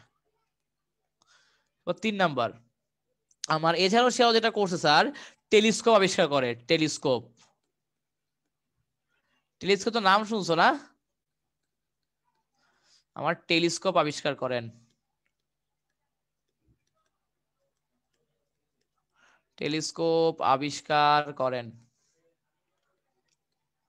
এরপর হচ্ছে আমার, এছাড়াও সে যেটা করছে আমার এটার সাহায্যে, এই টেলিস্কোপের সাহায্যে সে হচ্ছে যে দেখাইছে যে আমার বৃহস্পতি গ্রহের উপগ্রহ কয়টা, লিখে রাখো স্যার, বৃহস্পতি গ্রহের উপগ্রহ হচ্ছে 4টা, বৃহস্পতি গ্রহের উপগ্রহ 4টা, বৃহস্পতির উপগ্রহ 4টা, বৃহস্পতি সবচেয়ে বেশি উপগ্রহ জানি কার, ওই যে কোন জানি ভাইয়া, 12টা না কার জানি আছে, কোন গ্রহের উপগ্রহ জানি সবচেয়ে বেশি, ভাই শনির মনে হয় উপগ্রহ সবচেয়ে বেশি। মেবি বস। আচ্ছা, তো এছাড়াও স্যার হচ্ছে সে তো আমার ভাইয়া গ্যালিও, 4টা নাকি 67টা? কোথায়? 67টা না এরকম না ছিল ভাই? না না, 67টা না, সমাজে পড়ছিলাম তো। 4টা আবিষ্কার, 4টা দেখছে গ্যালিও সাহেব, বৃহস্পতি 4টি ও গ্রহ আচ্ছা আচ্ছা পর্যবেক্ষণ বুঝছি। করছে সে, তাই না? মানে সে কি একাই সব ও করবে বলো? বুঝা গেছে, আমার বৃহস্পতি 4টি গ্রহ আমার গ্যালিও পর্যবেক্ষণ করছে তার জীবিত অবস্থায়। বুঝা গেছে রাফি কি বলছি? ওকে, তো এই হচ্ছে কথা। এছাড়াও 3 স্যার আমার যে তোমার স্থিতিবিদ্যা, ক্লাস এই যে সেকেন্ড পেপারে পড়বা, স্থিতিবিদ্যা বা কাইনেটিক্স, আমার স্থিতিবিদ্যা জনক,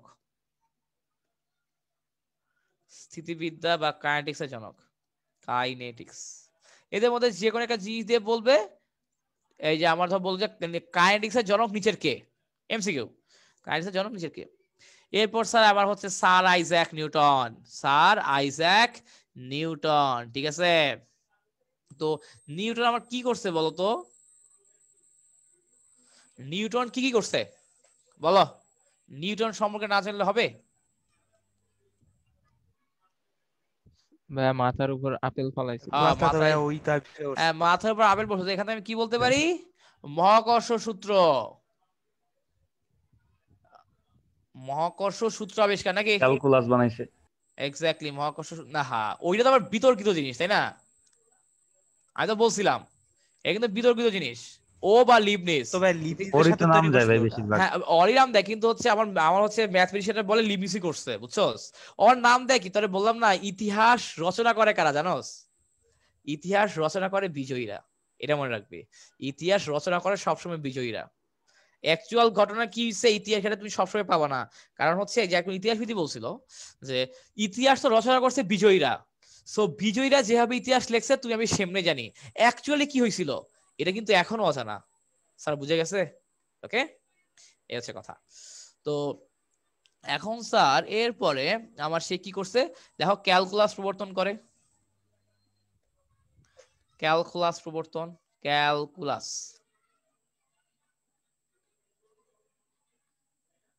ক্যালকুলাস প্রবর্তন। এরপরে 3 নাম্বার হচ্ছে আর কি হতে পারে স্যার? বলবিদ্যা।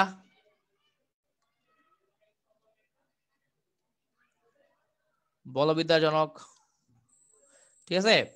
আচ্ছা সেটা হচ্ছে স্থিতিবিদ্যার জনক বলবো না, এটা এটা একটু ইয়া লিখো যে আমরা হচ্ছে সে যেটা করে স্থিতিবিদ্যার ভিত্তি স্থাপন করে। স্থিতিবিদ্যার ভিত্তি স্থাপন করে। স্থিতিবিদ্যা এর সে হচ্ছে আমার স্থিতিবিদ্যার ভিত্তি স্থাপন করছে, ঠিক আছে। স্থিতিবিদ্যা এর ভিত্তি স্থাপন করে। আচ্ছা তো হচ্ছে যা আমার হচ্ছে নিউটনের বলবিদ্যা জনক। এরপরে আমার নিচে আরো কিছু আছে, তোমরা যখন ইসে যাবা আরো একটু উপরে যাবো আমরা, তখন আমরা দেখবো লেন্স নিয়ে কাজ করছে অনেক। আমার হচ্ছে অনেক লেন্স নিয়ে কাজ করছে।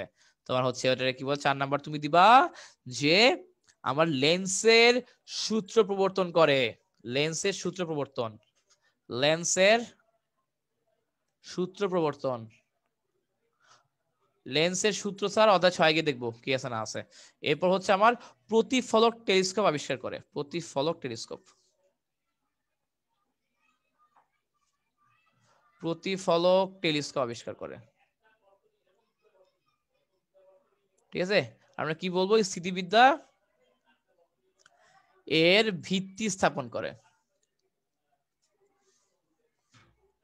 এর ভিত্তি স্থাপন করে, ঠিক আছে। আচ্ছা এরপরে স্যার এইটুকু লিখলে পরে লেখো টমাস ইয়াং। ইয়াং এর নাম শুনছো?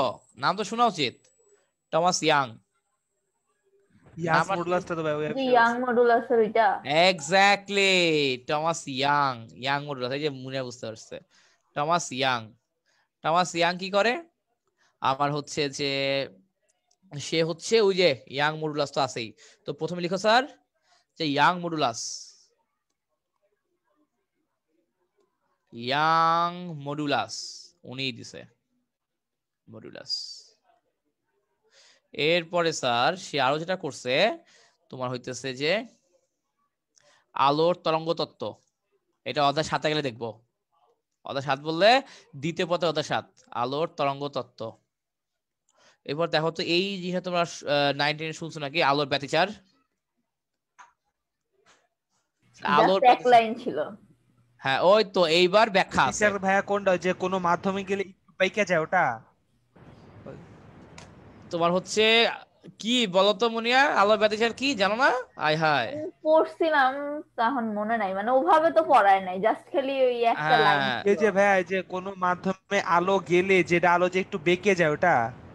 আলো মাধ্যমে গেলে বাঁকে না, ধরা কোন একটা সরু প্রান্ত দিয়ে যদি আলো যায় ও হালকা বাইকা যায়, এটা হচ্ছে আমার অপবর্তন, ঠিক আছে। আর ইয়াটা কি ব্যতিচার কি, ওই যে স্যার ঝালর, একটা জায়গায় উজ্জ্বল আলো এক জায়গায় অন্ধকার, এই যে উজ্জ্বল আলো অন্ধকার, উজ্জ্বল আলো অন্ধকার, উজ্জ্বল আলো অন্ধকার, উজ্জ্বল আলো অন্ধকার, এটা হচ্ছে আমার ব্যতিচার, বুঝছোস? ওরা দেখবো আমরা যাই দেখবো। ওই যে ভাইয়া ডিস্কো বলের লাইটে যেরকম একটা ওইরকম? ইয়া অনেকটা ওরকম। আচ্ছা ঠিক আছে, হ্যালো ভাইয়া। হ্যাঁ অনেকটা ওই রকম বস। তো এইগুলাই আর কি, বুঝতে পারছো যে আমার ব্যতিচার, আলো ব্যতিচার। আলো ব্যতিচার বলতে আমরা ডিস্কো বলের লাইটের মতো। হ্যাঁ এক্স্যাক্টলি, দিচির পরীক্ষা আমার হচ্ছে ইয়াং এর দিচির পরীক্ষা। আচ্ছা তো এটা বুঝতে পারলাম স্যার। এরপরে দেখো আমার কি আসবে, মাইকেল ফ্যারাডে। উনার নাম তো স্যার শুনছো, শিওর শুনছো না? সে কে, এটা কে বলতো? এটা কে কে বলতে তড়িৎের পারবা? কি জানি বলতে গেলাম, তড়িৎ নিয়ে কোনো কিছু আবিষ্কার করছিল। হ্যাঁ এই যে ক্যাপাসিটর আবিষ্কার এই যে করে। বাল্ব, না বাল্ব তো না। আচ্ছা দেখো স্যার প্রথমত সে যেটা করছে আর কি অ্যাকচুয়ালি যে তোমার হচ্ছে ওটা বললাম না, সেকেন্ড তড়িৎ পেপারে চুম্বক ভালো জান না। আবেশ আবিষ্কার করছে। এক্স্যাক্টলি, তাই তো চুম্বক আবেশ আবিষ্কার করছে। ইয়েস, তাই তো চুম্বক আবেশ, তারই তো চুম্বক আবেশের আবিষ্কারক, তাই তো চুম্বক আবেশের আবিষ্কারক, তাই তো চুম্বকের আবিষ্কারক। ঠিক আছে, আচ্ছা। এরপর হচ্ছে আমার হচ্ছে যে সে হচ্ছে যে এটা দিয়ে যেই কাজটা করছে সেটা হচ্ছে আমার তড়িৎ মোটর ও জেনারেটর তৈরি করছে। তড়িৎ মোটর ও জেনারেটর তৈরি, যে এটা দিয়ে ও জেনারেটর তৈরি, তড়িৎ মোটর ও জেনারেটর তৈরি করছে। ঠিক আছে, সো এই গেল আমার ফ্যারাডে, মিস্টার ফ্যারাডের কাজ গেল এগুলো। এরপরে স্যার আমার যেটা হচ্ছে সেটা হচ্ছে নাম বললে চাকরি থাকবে না, রাদারফোর্ড। নাম তো শুনছেন স্যার না, আর্নেস্ট রাদারফোর্ড। রাদারফোর্ড, হ্যাঁ বস বলো। মডেল আবিষ্কার করছিল, ওটাই পরে পোস্টপন্ড হইছে। হ্যাঁ, আর্নেস্ট রাদারফোর্ড। বলতেছেন সো যে এই প্রথম বদ্দা কি করছে আবিষ্কার দেখো, করছে ভাই, ওটাই পরে পোস্টপন্ড হইছে। এক্স্যাক্টলি। সো বদ্দা কি করছে দেখো, আমার বদ্দা যে কাজটা করছে সেটা হলো আর্নেস্ট রাদারফোর্ড, সেটা হলো তোমার এই যে এই বেটা আমার তো নিউজিল্যান্ডে জন্মগ্রহণ করছে, হ্যাঁ, সে কি করে বলো তো, কে বলতে পারবা? জানো না? দেখো, যারা তোমার জানতা না, নিউক্লিয়াস আবিষ্কার করছে। আলফা বিটা ও গামা কণা আবিষ্কার করে। ওই যে ভাই তেজস্ক্রিয়তা থেকে ভাই ওই যে আলফা বিটা কোন তেজস্ক্রিয় রশ্মিগুলো আবিষ্কার করছে ভাই, ওই যে নিউক্লিয়াস আলফা বিটা ও গামা এর কণা মধ্যে আবিষ্কার করে। এরপর এসে ভাই আবার এক্স্যাক্টলি, এরপরে তিনি এরপর লিখে রাখো স্যার পরমাণুর অভ্যন্তরীণ গঠন সম্পর্কে, পরমাণুর অভ্যন্তরীণ, একটা কোশ্চেন ছিল হ্যাঁ বলো। যে আলফাকে পার্টিকেল বলা হয় কিন্তু বিটা আর গামাকে রে কেন বলা হয়? ওদের তো তোমার ইয়া নাই, ভর নাই, এই কারণে। বিটা কণার ভর নাই, গামা কণার ভর নাই, এই কারণে রে বলা হয়। আলোর কি ভর আছে? আলো তো একটা রে, আলো কি বিটা না পার্টিকেল? ইলেকট্রন? কোথায়? হ্যাঁ, বিটা বিটা হচ্ছে ইলেকট্রনের ফ্লো, এবং আমরা ওর ভরকে জিরো ধরি, এই কারণে। বুঝতে পারছো? আমরা জিরো ধরে নেই, এই কারণে যেই তোকে জিরো ধরে নেই, এই কারণে তো আমার বিটা আর গামা হচ্ছে রে বা রশ্মি। যাদের ভর নাই তারা হচ্ছে রশ্মি। আমরা কি কখনো এক্স পার্টিকেল বলি নাকি এক্স রে বলি? রে বলি। কোথাও দেখছো এক্স পার্টিকেল বলতে? এক্স কখনো পার্টিকেল বলবো না, কারণ যেহেতু আমার এক্স রে কণার যেহেতু ভর নাই, এই কারণে আমরা ওটাকে বলে থাকি তোমার হচ্ছে রে। আর যেহেতু আলফার ভর আছে, এই কারণে আমরা ওটাকে বলি পার্টিকেল। কথা বুঝে গেছে? ক্লিয়ার? হ্যাঁ ভাই বুঝছি, হ্যাঁ বুঝছি। ওকে, তো এরপরে স্যার এই যে দেখো আমার পরমাণুর অভ্যন্তরীণ গঠন সম্পর্কে, আমার সর্বপ্রথম পরমাণুর অভ্যন্তরীণ গঠন সম্পর্কে সর্বপ্রথম নিখুঁত আইডিয়া দেয়। ঠিক আছে, সর্বপ্রথম নির্ভুল আইডিয়া দেয়। এখন দেখো স্যার তার অনেকগুলো ভুল ছিল, বাট সেই তো শুরু করছে, তাই না? অ্যাকচুয়ালি তো একজনকে তো শুরু করা লাগে, বাকিরা সেটা আগায় নেয়, ওই শুরু করাটাই হচ্ছে কঠিন।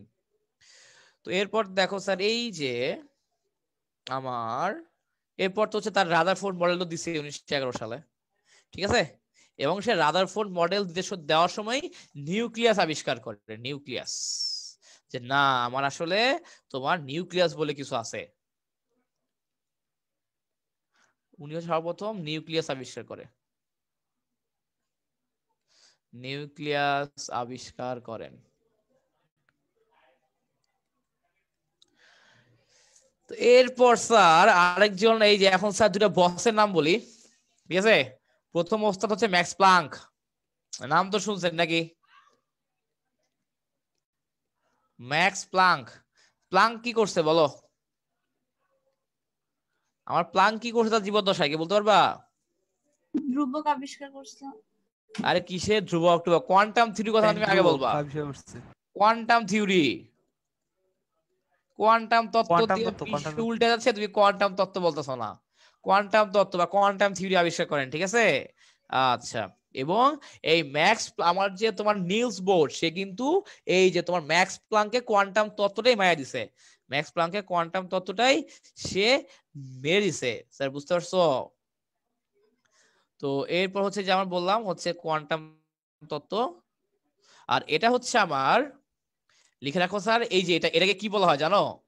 এটাকে আমার বলা হয় তোমার পদার্থবিজ্ঞানের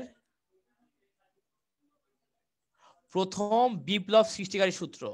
পদার্থবিজ্ঞানের প্রথম বিপ্লব সৃষ্টিকারী সূত্র। আগে হচ্ছে সব নিউটনিয়ান ছিল, বুঝছো? সব নিউটনিয়ান, সব হচ্ছে এক পার্টি। এখন এই যে আমার হচ্ছে ম্যাক্স প্লাঙ্ক কোয়ান্টাম থিওরি দেওয়ার পরে আমার পদার্থবিজ্ঞানের একটা নতুন জগৎ সৃষ্টি হয়। পদার্থবিজ্ঞানের নতুন জগৎ সৃষ্টি, মানুষ মনে করে যে না, আমার এখনো হচ্ছে কিছু অজানা আছে, অনেক কিছু জানার বাকি আছে, আমার এই ফিল্ডে বুঝার কিছু আছে। তোমরা কি জানো আইনস্টাইন ওর আপেক্ষিকতা থিওরির জন্য যে নোবেল পায় নাই? এটা কি তোমরা জানো? তোমার হচ্ছে ওটা কি বলে, আইনস্টাইন তো আপেক্ষিকতা থিওরি না কোনটার জন্য জানি ও হচ্ছে নোবেল পায় নাই, বুঝছো? কিন্তু ওর ওই আপেক্ষিকতা থিওরিটা বিশ্লেষণ করে এ পর্যন্ত 13 জন নোবেল পাইছে। ওটা বিশ্লেষণ করে এই পর্যন্ত 13 জন নোবেল পাইছে, বুঝতে পারছো? মানে যে বানাইলো ও দাম পাইলো না, কিন্তু ওই যে হচ্ছে যে ওটা যারা বিশ্লেষণ করলো ওরা কিন্তু পুরস্কার পেয়ে গেল, এরকম আর কি ব্যাপারটা, বুঝছো? অন্যরা ভাই ঠিক নিছে। হ্যাঁ, এই হচ্ছে কথা। দেন তো ওই যে আমার মেইনলি ম্যাক্স প্লাঙ্ক এটাই। আর এরপর দেখো আলবার্ট আইনস্টাইন। আইনস্টাইন কি করে? আমার অ্যালবার্ট আইনস্টাইন, তোমার অ্যালবার্ট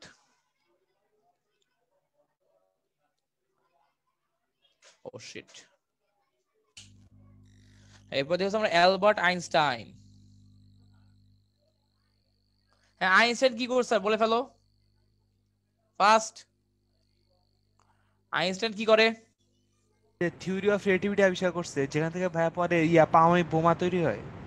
হ্যাঁ exactly, theory of relativity. E equal to MC square, ওখান থেকে তো ভাই পরে অ্যাটম বোমা তৈরি হয়েছে। Exactly, theory of relativity. Relativity, theory of relativity বা আপেক্ষিকতা তত্ত্ব, ঠিক আছে? আচ্ছা, তো এবং সে হচ্ছে তার 4টা বিখ্যাত প্রবন্ধ ছিল, এবং যেই হচ্ছে যে 4টা কিনা অনেক গুরুত্বপূর্ণ, মানে অনেক প্রভাব ফেলছে। সেগুলা কি? প্রথমটা হলো ব্রাউনীয় গতি। ব্রাউনীয় গতি কি জিনিস? ইউটিউবে সার্চ দিবা সবাই আজকেই, ব্রাউনীয় গতি। 2 নাম্বার আমার হচ্ছে আলোক তড়িৎ ক্রিয়া। ভ্যাসার আলোক তড়িৎ ক্রিয়া কি বুঝেছি না তো, অধ্যায় 8 খেলা হবে, ঠিক আছে? তোমার দ্বিতীয় পত্রের অধ্যায় 8 আলোক তড়িৎ ক্রিয়া, অসাম একটা জিনিস, অসাধারণ। এরপর 3 নাম্বার কি? আপেক্ষিকতা। সে হচ্ছে 4টা প্রবন্ধ প্রকাশ করে, 4টা প্রবন্ধ প্রকাশ করে হিট খেয়ে যায়, আপেক্ষিকতা। এবং তার 4 নাম্বারটা হলো স্যার ওই যে শক্তি ও জড়তা। শক্তি ও জড়তা, এবং যেখানে কিনা সে তার বিখ্যাত ইকুয়েশন দেয় E = mc স্কয়ার। সে তার বিখ্যাত ইকুয়েশন দেয় E = mc স্কয়ার, ঠিক আছে? ওকে, এবং হইতেছে এরপর লিখো স্যার আমার সে হচ্ছে যে এই আপেক্ষিকতা সার্বিক তত্ত্ব প্রদান করে 1915 সালে। 1915 সালে আপেক্ষিকতার সার্বিক তত্ত্ব প্রদান করে। আপেক্ষিকতার সার্বিক তত্ত্ব 1915 সালে আপেক্ষিকতার সার্বিক তত্ত্ব প্রদান করেন। আপেক্ষিকতার সার্বিক তত্ত্ব প্রদান করেন। হ্যাঁ, এই হচ্ছে কথা। তো এই যে স্যার আমার আপেক্ষিক তত্ত্ব, এইটা কি তোমার কি মনে হয় যে আমার পদার্থবিজ্ঞানের সবচেয়ে বৃহৎ তত্ত্ব, নাকি স্যার এর চেয়ে কোনো বড় তত্ত্ব আছে? স্যার কি মনে হয় তোমাদের? হ্যাঁ, এই তোরা কি আসোস? এই তোরা কি আসোস নাকি? যদি কিছু জি কথা ভাই আছে। আছি।